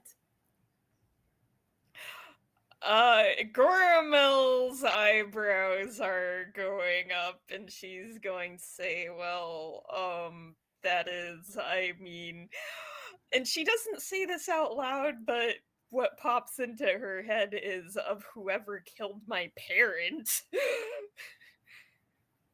Oh, serious stuff.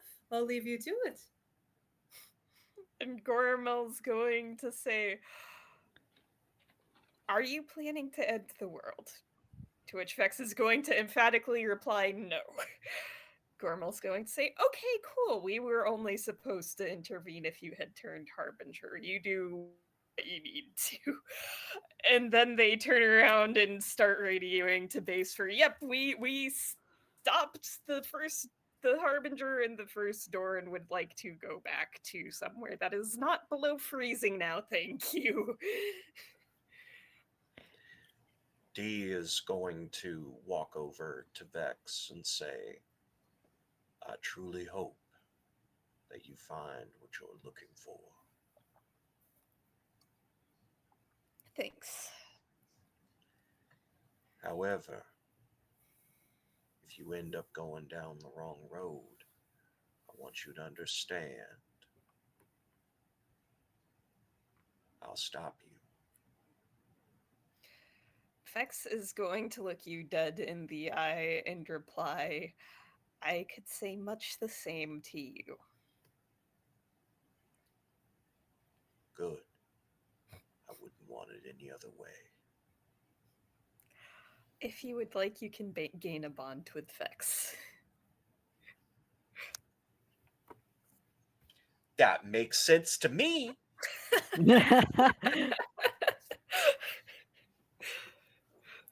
A bond of mutual killing. Mutually assured destruction. It's cute. Sometimes those are the tightest bonds you can create. It's cute. It's like a promise ring. Oh no. Okay, so eventually we're getting back to base. Yeah, the helicopter will show up and take all of you, including January 5th if you want. I have nowhere else to go. All right. There is But, one last thing to resolve. oh, D owes death because D oh, spared Michael from death.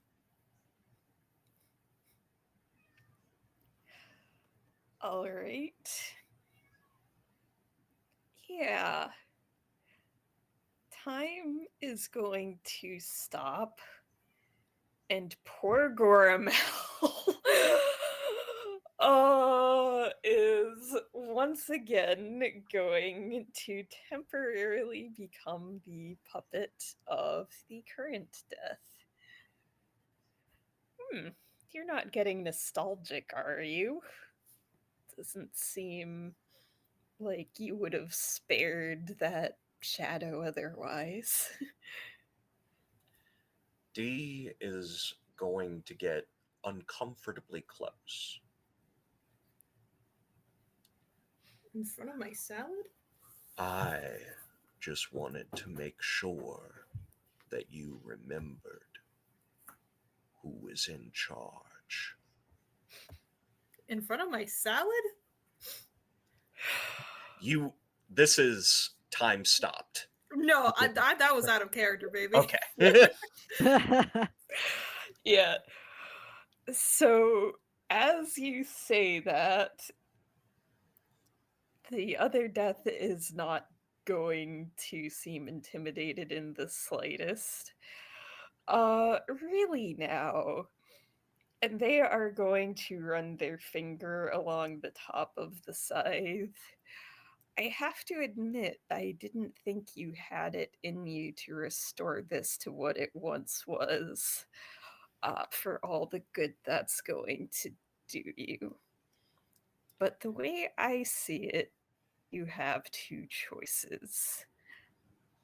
I can choose someone who will lose some of the time they would have had to make up for what you did for Michael,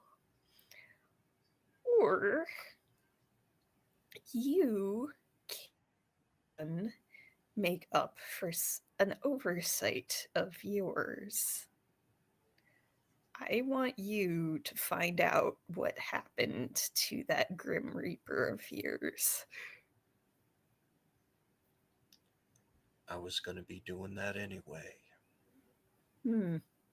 Yes, 10 centuries. Time just slips by. I'm sure you meant to do it the entire time. No, no, this is more recent. They Is lost it? control of an important tool. Hmm. Well, then, since you know so much, I'm sure it will be very easy for you to figure out. Just about as easy as killing a pretender to my throne. Hmm. And with that, they're gone. Time is going, and Gormel very quickly backs away from you and is giving you a look of like, why does that keep happening around you? There are some that are easier to inhabit. You might want to be careful. You seem to be close to death. Ooh. You hear that, Goramel? You're easy to be inside of. All right. I think I might have blipped out there for a second, but You it did. sounded like Sin was saying there are some who are easier to inhabit than others. Yeah, Yeah, basically saying Gormel was close to death in some and way. as soon as Sin said that, you blipped out of existence. It was perfect It was timing. Yeah, great. the timing could not have been better. The timing was absolutely wonderful. Glad my sometimes spotty Wi-Fi could be of service. But All yes, right. basically, D just insinuated that Gormel should watch their back because it seems death is close to them. Yeah, Gormel's going to immediately light up another cigarette over. Uh, and January 5th, you are getting very strong. I am not paid enough to deal with this emotions. That's fine. January's just going to enjoy its time. It's never been in a helicopter before. It's never even seen one. It's having a fantastic little time. And also, in case you missed it, there was like a very deep belly laugh from D, which was the first time D has laughed. Yeah, Tuttle Oh, looks I did not confused. hear that. Was like a big. Oh. Okay, so Gormel is also very creeped out. You people are freaks. I literally don't respect any of you.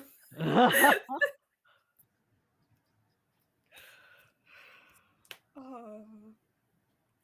Right then. So I will say that you are returned to the division base for debriefing.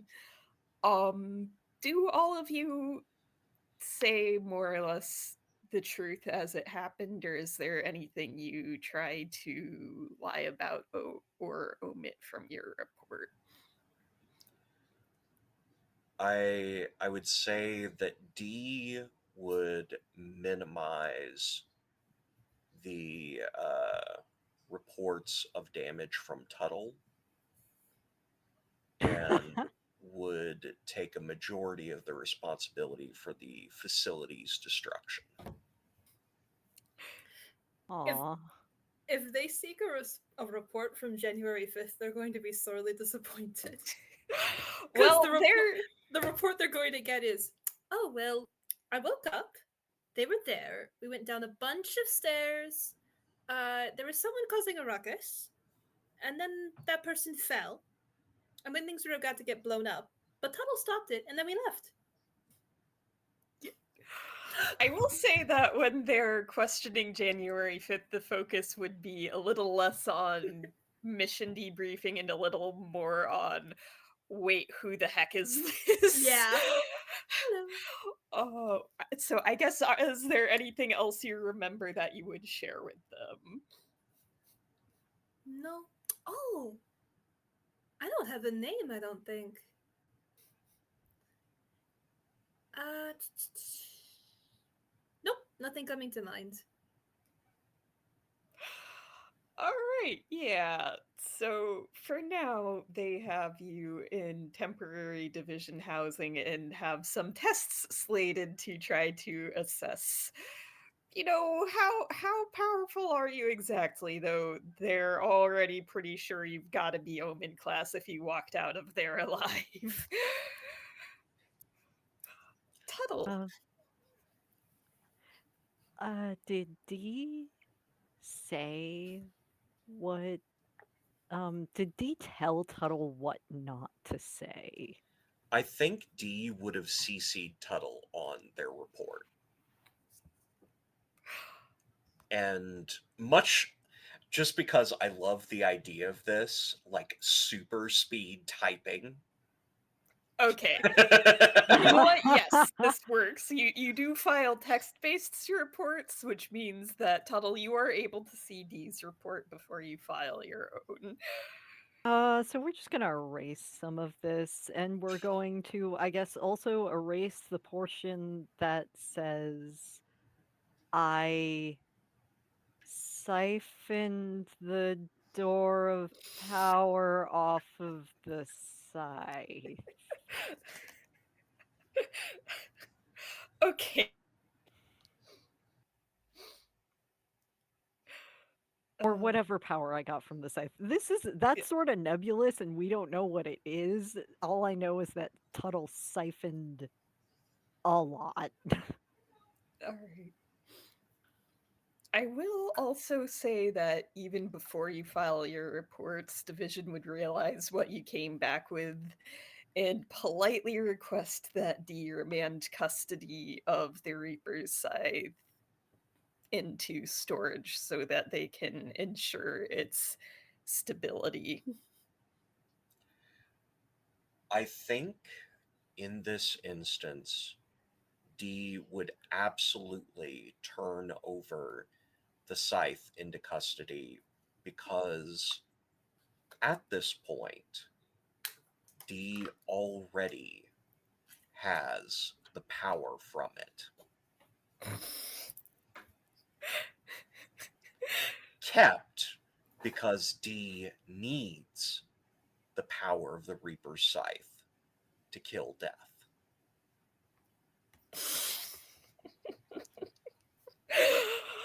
Oh, okay. Yep, we can go with that. They'll yeah. So very polite. Thank you for cooperating. Of Immediately course. run this off to one of their storage units and alert the proper researchers and arcanists and everybody else. Who's D is a smile of literally all teeth because they um, have no lips, for the record. yeah. Tuttle is mentally, and January 5th can hear this, is mentally just kind of trying to go over everything that Dee left out of the report, after Tuttle has even sent in the report and is just kind of nervously wandering around like, wait, like, remember not to say this, remember not to say this, remember not to say that. And You, Tuttle hears a little voice saying back, "Remember not to say that. ah, Don't, don't be worried. Your secrets are safe with me." um, th- thank, thank you, by the way. Of course, it is no problem. Thank you for not blowing up the place. That wasn't just me. Dee helped a lot. Well, Dee, yes, but you were the one who didn't blow up the place, yes? um, I guess on a technicality. Um, Yes, so I am thanking you. Thank you. And remember not to say that. okay. Wait, by any, who are you, by the way? I have no idea. That's fair. Um, where are you? Oh, somewhere else in the building. Probably just a couple rooms down. Yeah. You've been shown your new living quarters and instructed I'm. on here's how you can request different types of sustenance. Here's how you can request basic decorations for Ooh, mental health or other reasons. Like, could I have an oven? Oh, and a spatula and a mixing bowl? I would love to start making some cookies. Oh, they actually, do you have any warm brandy? I could go for a stiff one right now. they would also hand over a map. Some areas are redacted, but it does know where the kitchen is. Oh, lovely. I Um, am in the kitchen then. Would you like some oh, hot cocoa? uh, sure. I'll be there in a minute. Um,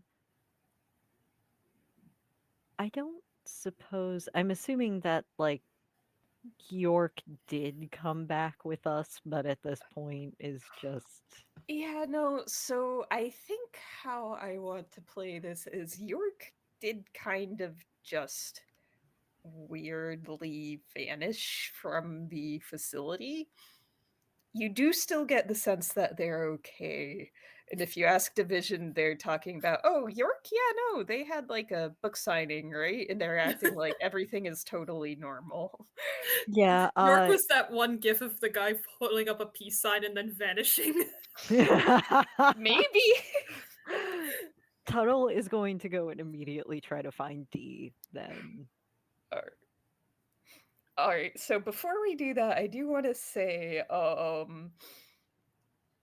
that it sounded a lot like January 5th was trying a certain move called Reveal Your Heart. I do want to clarify since we're basically outside of a mystery right now, a lot of times the restrictions are on Reveal Your Heart are because it's like, oh, you're trying to get in an intimate moment while the world is ending. So how I was considering handling this for these sort of scenes where it's like, oh, we're not actively in danger, Mhm. is that if you do it, you can choose to treat it as a success or a disastrous success whenever you try to reveal your heart outside of combat. Okay. Or outside of impending danger. Yeah. Outside of the end of the world. Is Mhm. that what you were trying to do? Yes, that is what I was going for.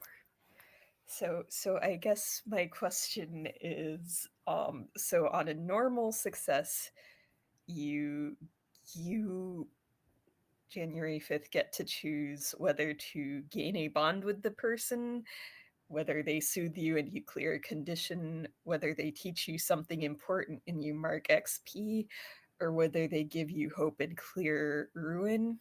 If they are a PC, they can also choose one. On a Um, disastrous success, it's a little bit different, but if those sound good. those sound lovely.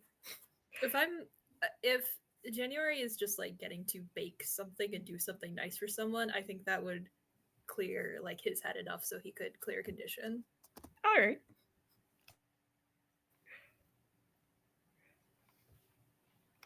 And then Tuttle, do you feel like you were trying to sort of reciprocate when January 5th reached out to you? Yeah, Tuttle was trying to check in because Tuttle is used to being the new person, I guess. Um, Even though Tuttle has definitely not been the new person for a while, it just feels that way. So, if possible, I would like to gain a bond. All right. Yeah. Absolutely. All right. And then Tuttle is going to go talk to Dee. For the record, I once we have finished with this, I have an idea for a conversation that Dee would want to have with January, but I'm Mm, going to message you, Sebastian, to see what you think. please, please do. Okay. If you, I mean, part of this is also what are we doing for our next mission? Yeah, okay. I will take a second out of character. At this point, it's late enough that I think we probably won't start the next mission until next session. So the rest of this session is more for like debriefing, maybe some more low It's stakes, some social interaction, also maybe setting up some intrigue in a minute here, but yeah. It also sounds like a good idea not to start one without Alice here. Oh, That way we yes, can have no. that way we can have the whole gang together. Part of the, yeah, Tunnel's going to go find Dee. okay.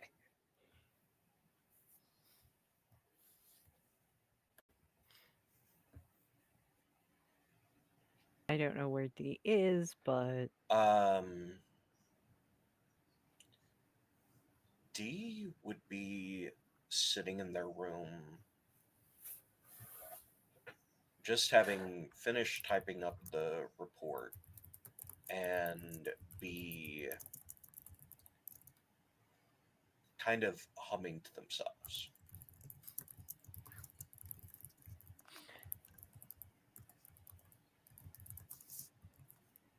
there is a very, very quiet knock.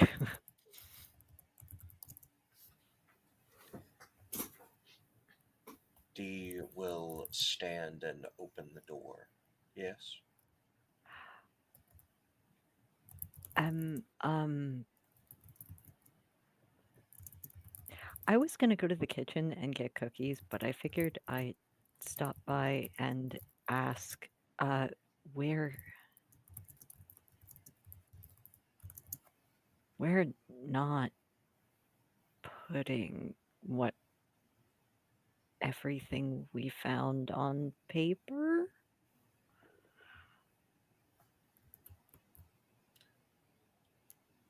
Most. Most of it. There are things that are better if division does not know them.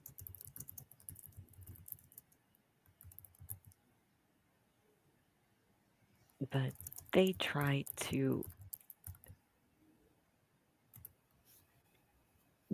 to hurt you and York, and they won't tell me what's going on. Uh,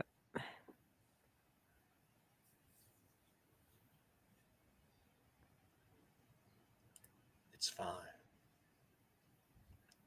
Things are going to happen.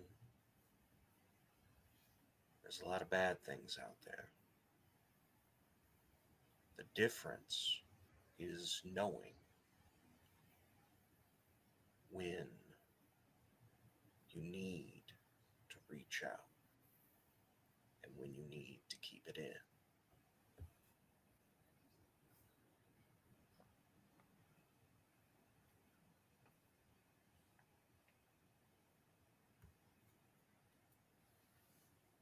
They don't I'm need to know some things.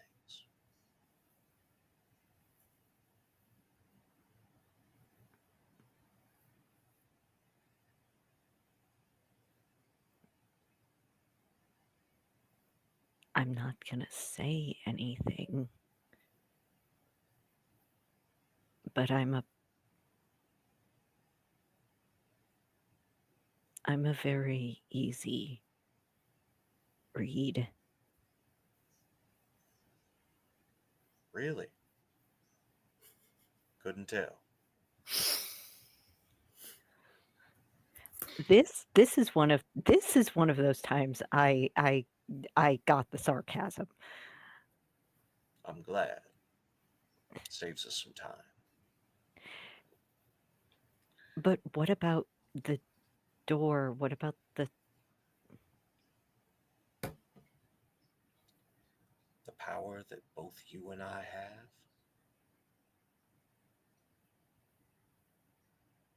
are you going to misuse it? no? Do you think I'm going to misuse it? I trust you more than I trust me. Then we don't have a problem. I'm worried. I'm worried about them finding out. They'll find out, but that's fine. That's what they do. They find things out. When it comes to doing things, that's when they call us.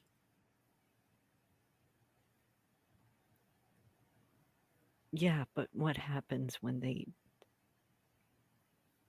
if they find out what we did with the door?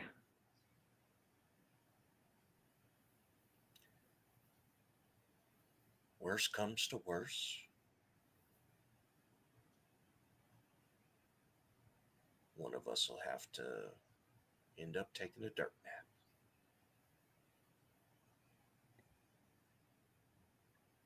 Oh, wait, I'm deaf. So there isn't a worse comes to worse. Donald just kind of like, I'm not sure if that was supposed to be, uh, if that's something I'm supposed to be worried about, or The point is, the worst case scenario is loss of control. You can work on that. yeah, but I wasn't myself for when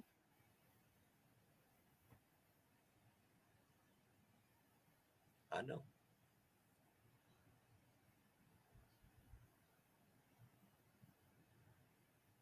You can do better. That's what I trust about you. you really trust that. If I didn't, I'd have to kill you myself. Uh, okay. I'm gonna go get some cookies. Sounds like a plan. Just Uh, gonna hurriedly walk to the kitchen where January 5th is. oh, yeah. Cookies. So that was definitely an interaction. Do you I am going to quickly paste the description of both the success for reveal your heart and the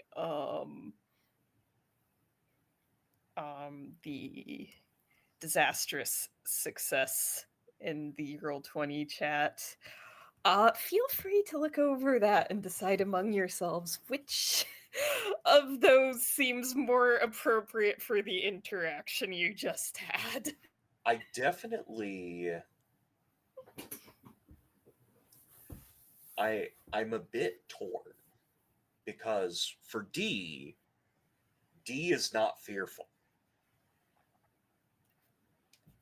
D feels like they have everything under control. They It, don't, but they feel like they do. um, One of you could always interpret it as a disaster success, and the other could interpret it as a success. I was actually thinking of interpreting it as a disastrous success considering Tuttle's last reaction. I would honestly allow that. I would I would allow that. I was going for not a disastrous success, but I Yeah, no, Tuttle that. has a way of bringing disaster in Airwake. look, I'm trying. I think the most interesting result that I can say from that is that D clears vicious. Like they got it out of their system. Yeah. Yeah, no, that makes sense. Disastrous success is tell them how fearful you have become of them on a scale of 0 to 4. That becomes how many darkness tokens they now have. Um, Or did someone just say 4? I said Oh, Or or oh, it's gain a bond or. with what the darkness demands of I you. was gonna I was gonna say or gain a bond with what the darkness demands of you. I burned 2 bonds with what the darkness demands of me, so I'm just gonna keep laying those on, I guess. All right. I do have a question since we're doing the reveal your heart. Yeah. I have 5 darkness tokens right now. Okay. Should should I spend one and only be torn between for like the Let second? me Oh let me crap, I read I spent something could my here yeah, real I quick. spent I could help you with the torn between, and that can lead into our scene.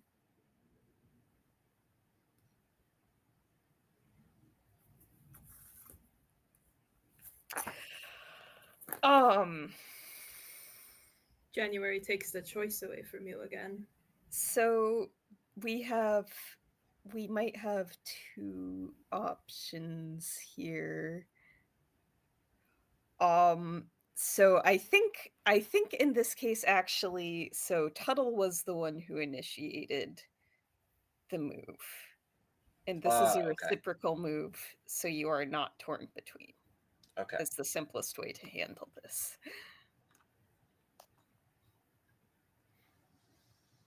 I'm fine with that. okay. We're just gonna gain more bonds with what the darkness demands. I mean, bonds with what the darkness demands still help you avoid disaster. They Bonds is do. bonds. Can I turn one of the bonds that I already have into a second, or renew one of the bonds that I have that I used? Um, y- I believe the answer to the question you're asking is yes. Okay.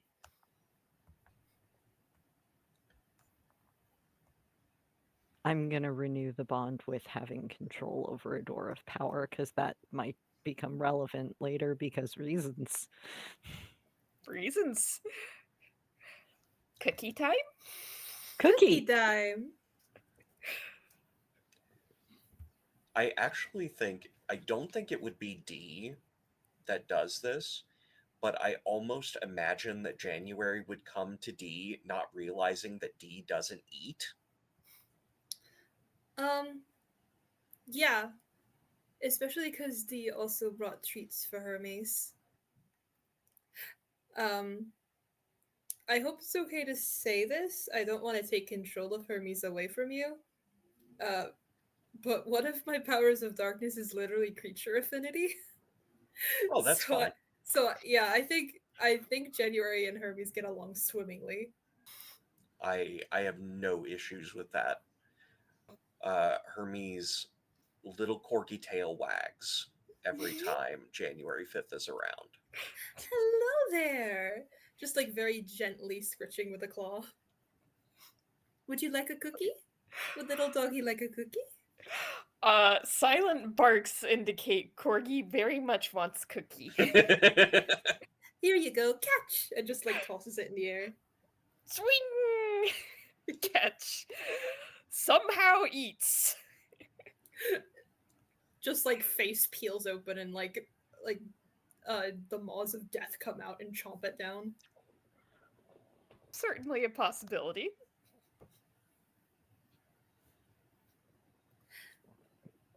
Would you like one as well? D, right? That's what I gleaned from the thoughts that others had about you.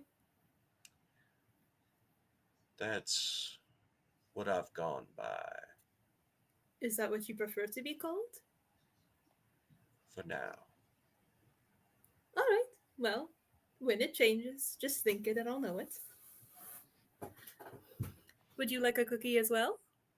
They're chocolate chip. Unfortunately, I cannot partake. Oh, that's a shame. Would you like to smell it?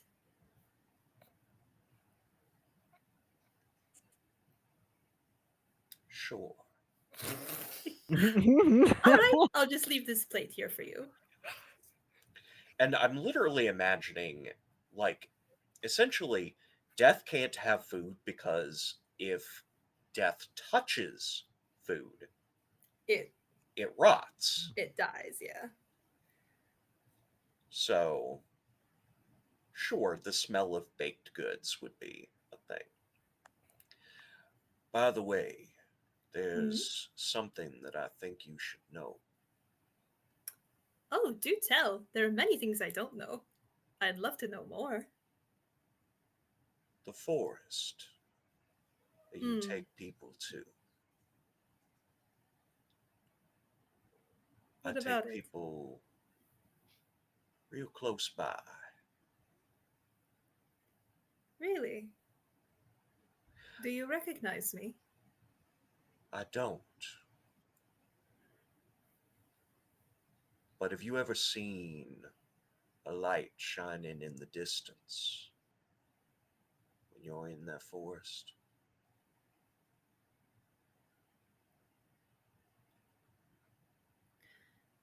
I I have not actually been there myself. Or if I have, I don't remember it. Fair. I don't remember much of anything, to be quite honest. Well, the people you take there, Hmm. they see that light.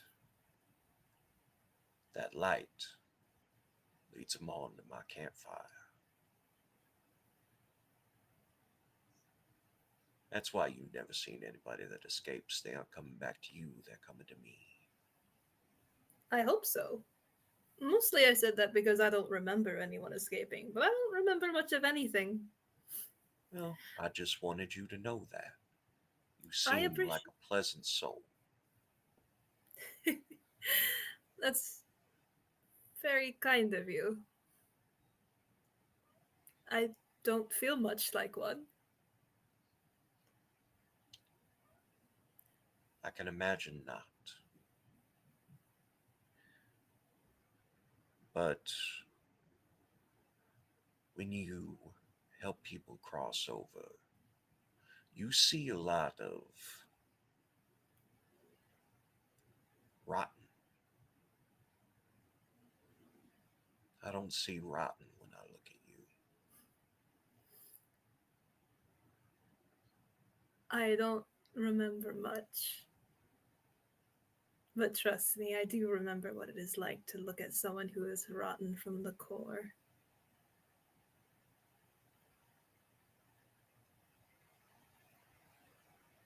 And that is who I remember going to the Black Forest.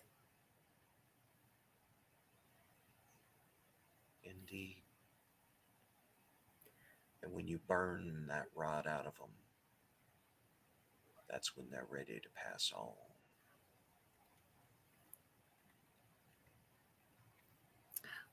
I'll believe you.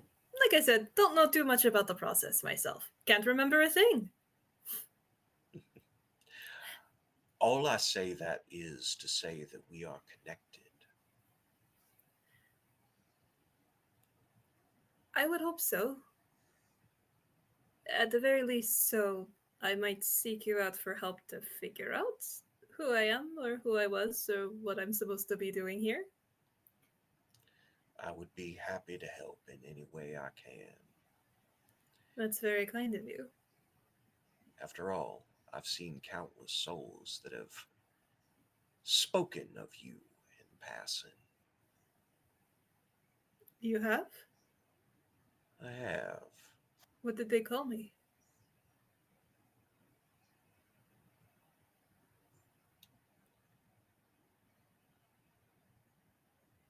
I don't quite remember.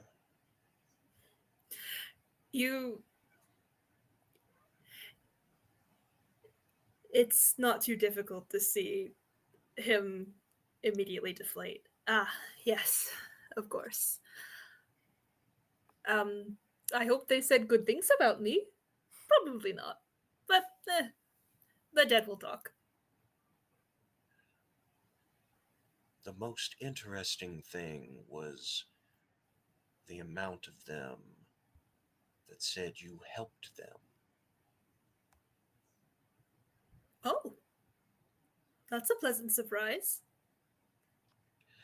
Sometimes the process seems callous when you're doing the right thing.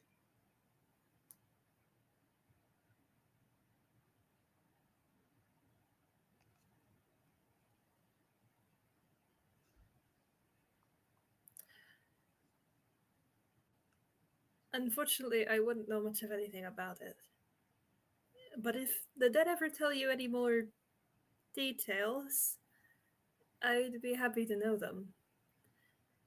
Uh, All I really remember is being in that cramped little room.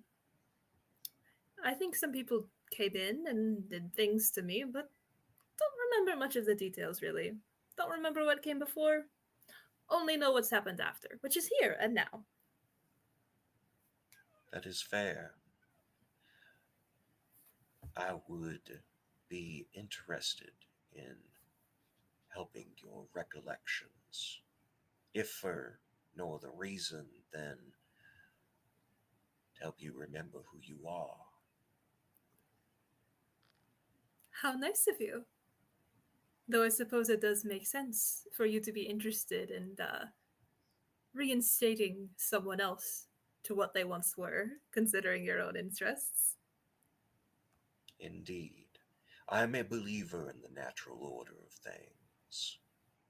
The natural order.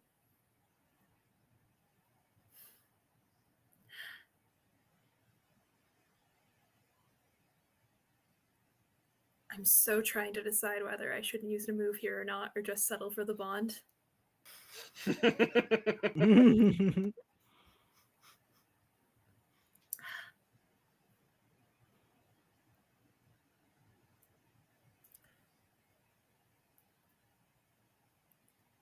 I think January 5th does lean in and does that like motion again of a hand reaching up to cup a cheek you don't have with like all the tenderness of a parent bending down to a child.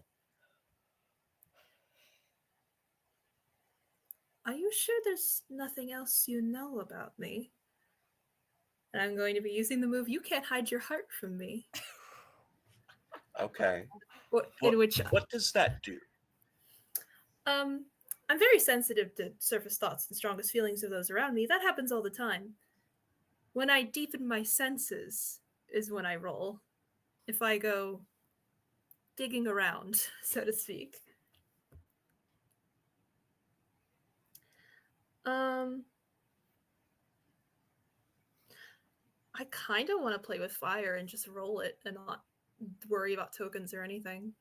So I think we're going to do that. Okay. Don't worry, you'll probably be fine.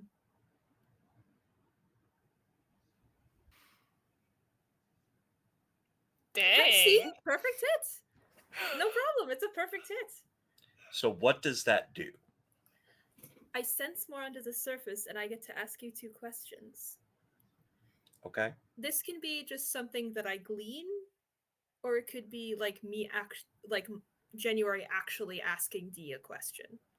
Okay. It's whichever seems most fitting.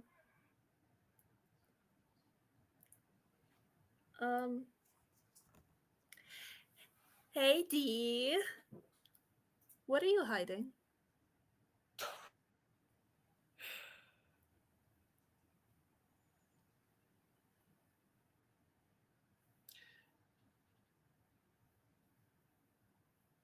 I think D is the comment about their memory was purposeful because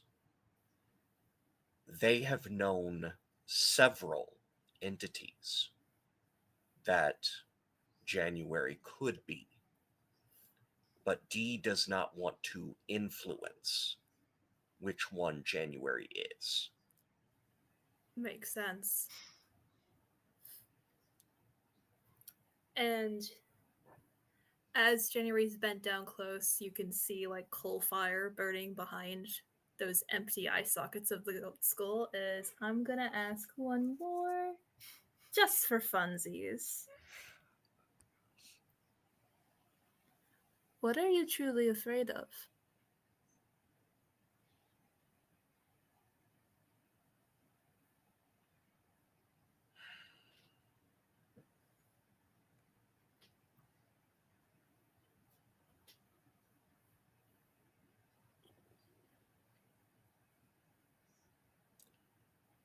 Nothing. That's the honest feeling that you get back from D. D has no fear. And I think as a note, I will say that you can definitely realize that that is dangerous. Almost certainly. Fear is how we survive. And just after staring you right in the face for a while, January suddenly goes, aha! And just like flicks something away from the side of your cheekbone and says, there you go, you just had a crumb on your tooth. Sorry about that. You should be careful. The things that I touch, or things that touch me, often don't survive.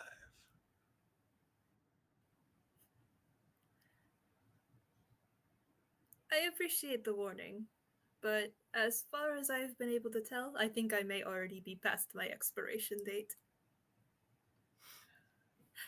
Thank you for coming to chat. Let me know if you would like any more cookies or if Hermes needs a little dog sitter. Just the cutest little thing. Yeah, and if you look over, Hermes is has somehow made its way up to the plate of cookies that was supposed to be leaving bacon smell and just kind of Oh, naughty quietly little hops thing. down, like knowing that wasn't for Hermes, but Naughty little boy. You'll Makes you. find that Hermes has an insatiable appetite. Obviously. I'll have to bake twice as much next time. See you later, Mr. Death. And ta da. See you soon.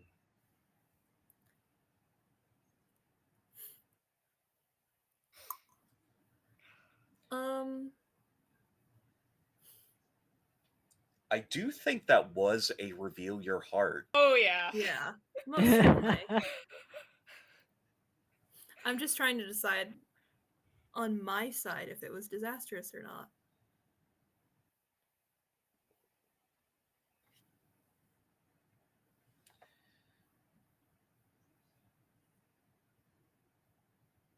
It's okay. My Harbinger friend hasn't shown up yet, so we're not in too much trouble, I don't think.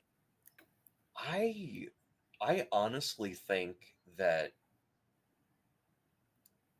it was a weird learning experience for D Yeah.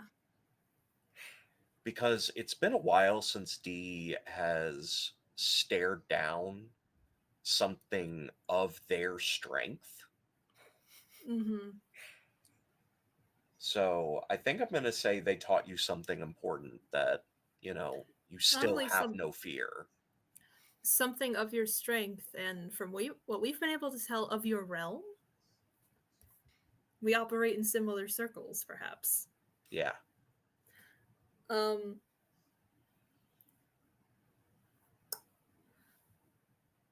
uh, yeah, I think it was a bit disastrous on January's part because I'm getting a bond with what the darkness demands of me. Um, because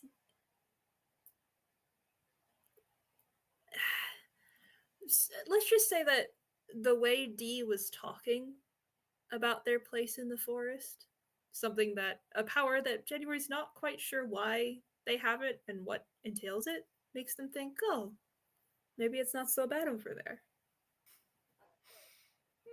Yeah. Smile. Yeah, I'm sure it's totally great and peachy. Oh yeah. I So, think for certain people, it's totally fine. It's a process of learning themselves. For others, it's eternal torment. We'll see. Smile. Meh. alright. Tuttle, speaking of Harbinger making contact, Hey. I think whenever you next go to your room, there is a letter on the table. Little envelope, no return address or anything, just your name on the front. And on the inside is basically a note saying, hi Tuttle. A while ago I made a wish on a star and I think that star is you. Um, I'd love to talk more about my wish, but I've also heard you've maybe had some trouble adapting to Earth, and if possible, I'd like to help. If you want to keep talking, all you have to do is write a letter and put it back. Put it in an envelope and leave it on the table, and I'll get it because we are linked by fate. And the note is not signed yet, aside from just stars somebody starstruck. Oh no.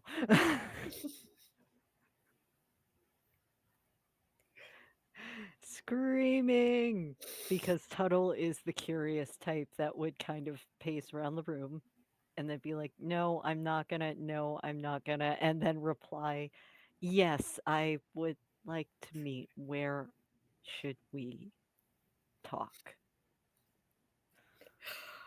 Uh, and I think there wouldn't be anything obvious, but next time you left the room and came back, there would be a note saying basically, oh, letters are great for me, but if you do want to meet in person, I've put a little charm in here, and all you have to do is hold it tight and wish for me to be there, and we'll be able to talk.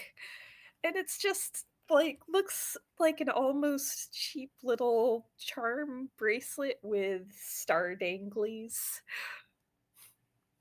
Oh, of course we're doing this. You gave the most curious character a mysterious letter. Of course we're doing this. So are you just immediately latching onto this bracelet and wishing to meet this person? Yes! Okay. Okay, cool. So yeah, it's going to be a second, and then all the lights flicker out except yours.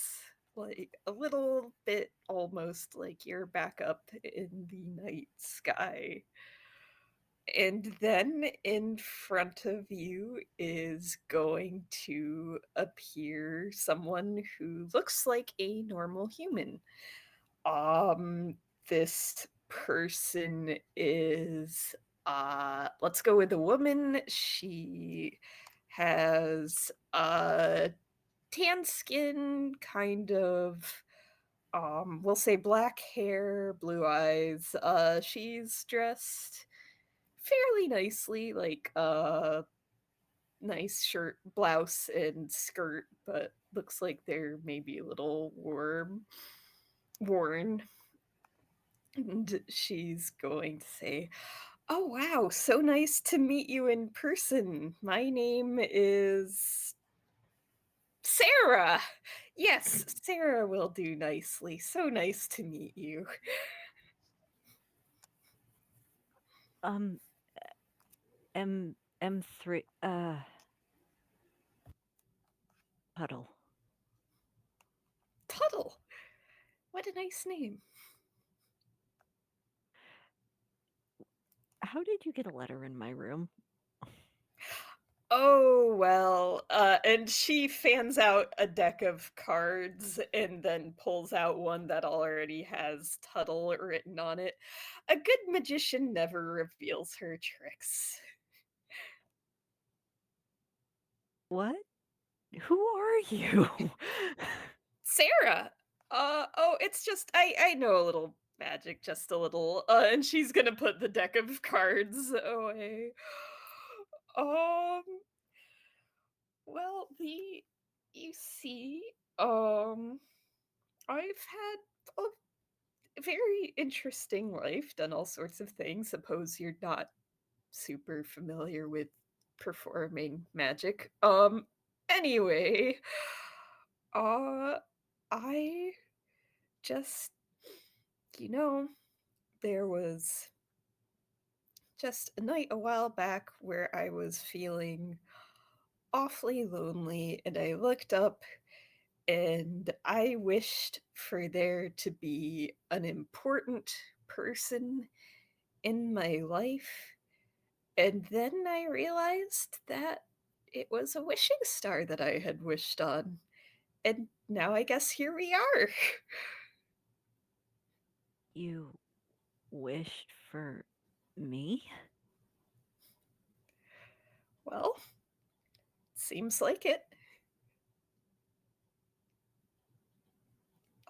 Very, very sorry if that was inconvenient for you. I had no idea that was going to happen. Oh, no, that's fine. Um,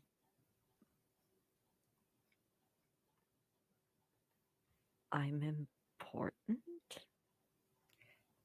She's going to rest a hand on your shoulder and say, very.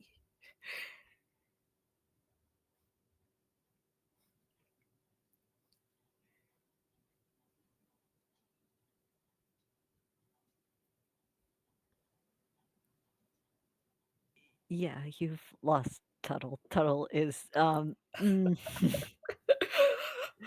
Oh. In that case, she's going to apologize, saying basically, "I realize this was a lot, but, maybe we can meet again sometime. Just you have the bracelet or you can send a letter. I'll be around." And, oh, and she's going to give you a nice little gift for, this special first occasion, and that's going to be your own deck of cards that has a constellation theme. And she's going to tell you, I can teach you how to use the cards, or you can ask just about anybody from Earth. There are all sorts of card games. And some people even say you can tell the future with them. And she's gonna kind of vanish without expanding on that, and then the lights are gonna come back and you're just sort of back in your room.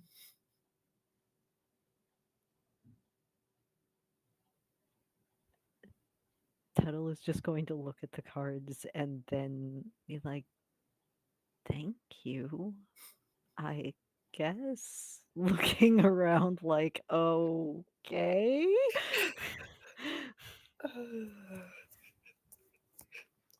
Okay, well, that's a problem 'cause, Tuttle has no idea what that person just was, and we're just gonna say, trust them implicitly 'cause it's Tuttle. uh, all right.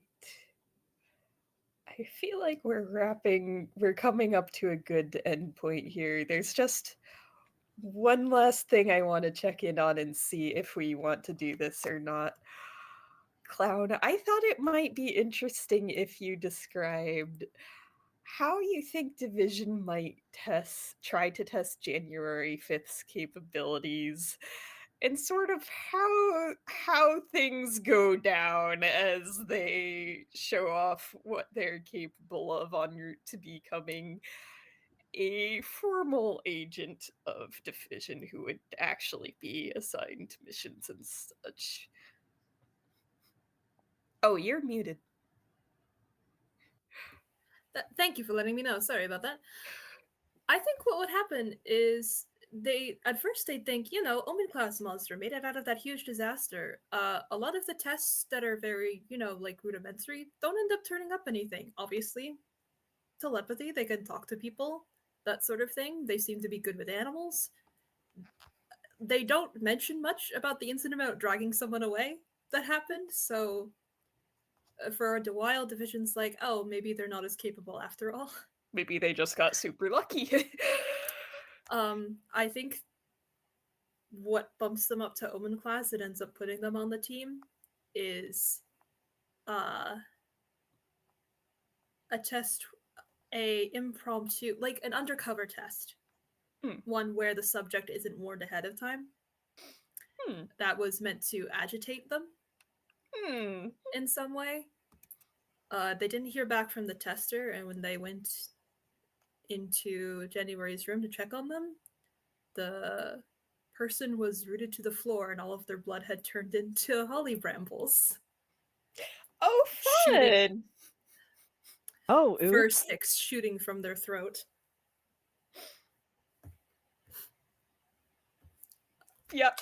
January 5th seemed not to notice at all. Yeah, the division agents would definitely very quietly deal with that, remove that from your room unless you stop them. you would be classified as Omen class and offered a position on the task force dedicated to preventing the end of the world. Oh, certainly. I don't have anything better to do. Yeah, you definitely notice also that the agents of division, for the most part, seem a little more nervous around you than they were before, and are unfailingly polite.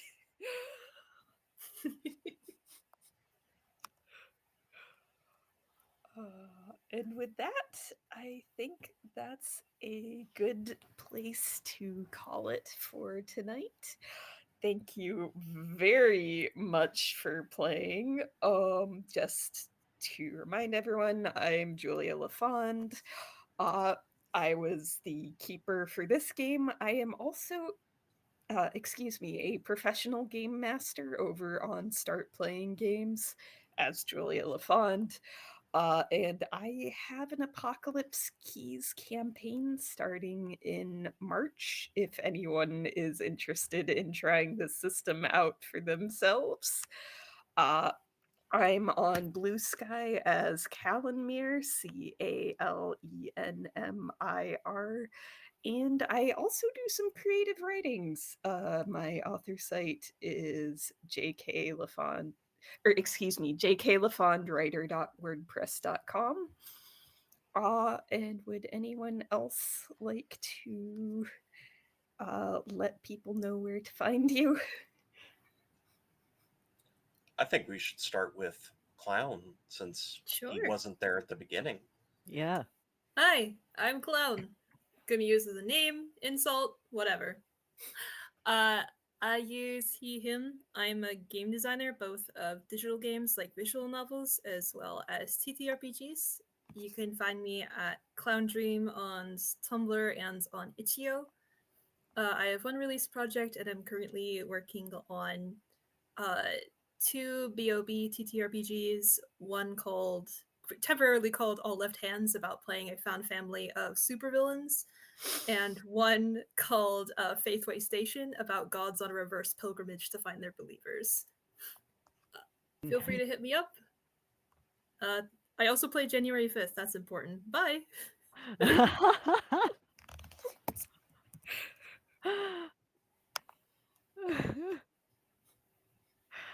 Um, Hi. I am Keldry. I use AM pronouns. I played Tuttle, also known in Division as M3.0V. You can find me most places as Starless Solid, or Starless underscore solid. I mostly do short games and campaigns, and you can find me on Nerds with Dice on a later campaign or an earlier campaign. There's 2 seasons. And I am on Twitter, Blue Sky, and I don't think I have a Tumblr, but I thought I had one. Um, and I post artwork there, and oh, right.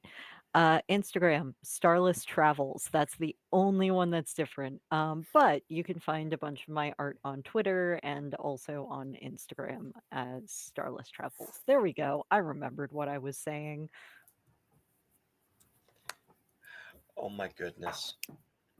Uh, and that leaves me as far as players. I am synthetic. You can call me Sin. Please don't call me synth. That's an instrument. Um, I am. Call me Sin. That's an affront against God. That's a much better descriptor of me. Um, Synthetic 20 on Blue Sky, Asynthetic 20 on Twitter if you're still on the dumpster fire.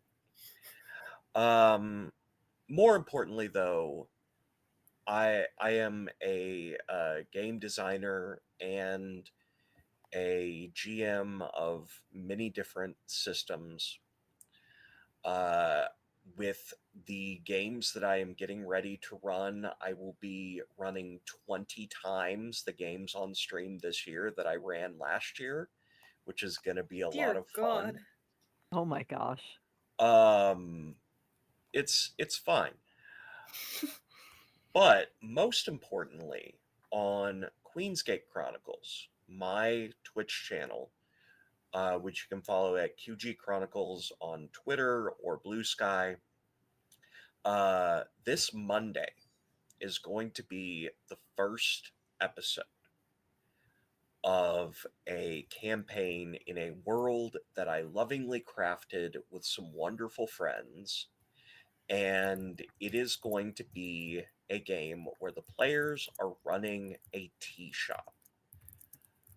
But also, it's a horror game in a fantasy world. I have told my players this over and over again, and I think some of them don't believe me. If you want to find out how much of a horror game it is, then tune in at 8 o'clock Eastern US time on Queensgate Chronicles on Twitch and find out how much of a horror game it definitely is. All I right. promise. I'm also Chancellor here on Nerds with Dice, so I've got lots of stuff that are coming up in the works.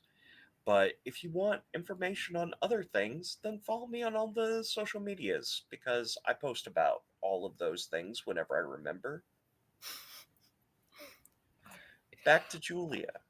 Yeah.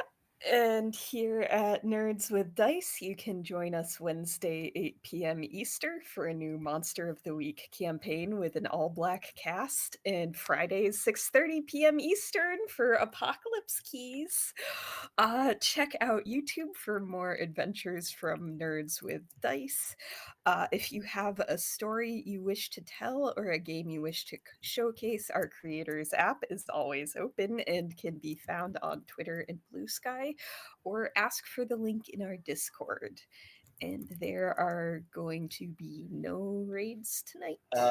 That I can't change the thing. There will be a raid tonight. Oh, We there are will be. going Okay. to send some love over to a newer channel that got started by some of my friends, Entropy Emporium. So we are going to be rating them. Be sure to give them a follow because they're telling a lot of cool stories right now. One of my favorite new channels on Twitch. Uh, Other than that, y'all have a good night. See you next week. See you. Adios.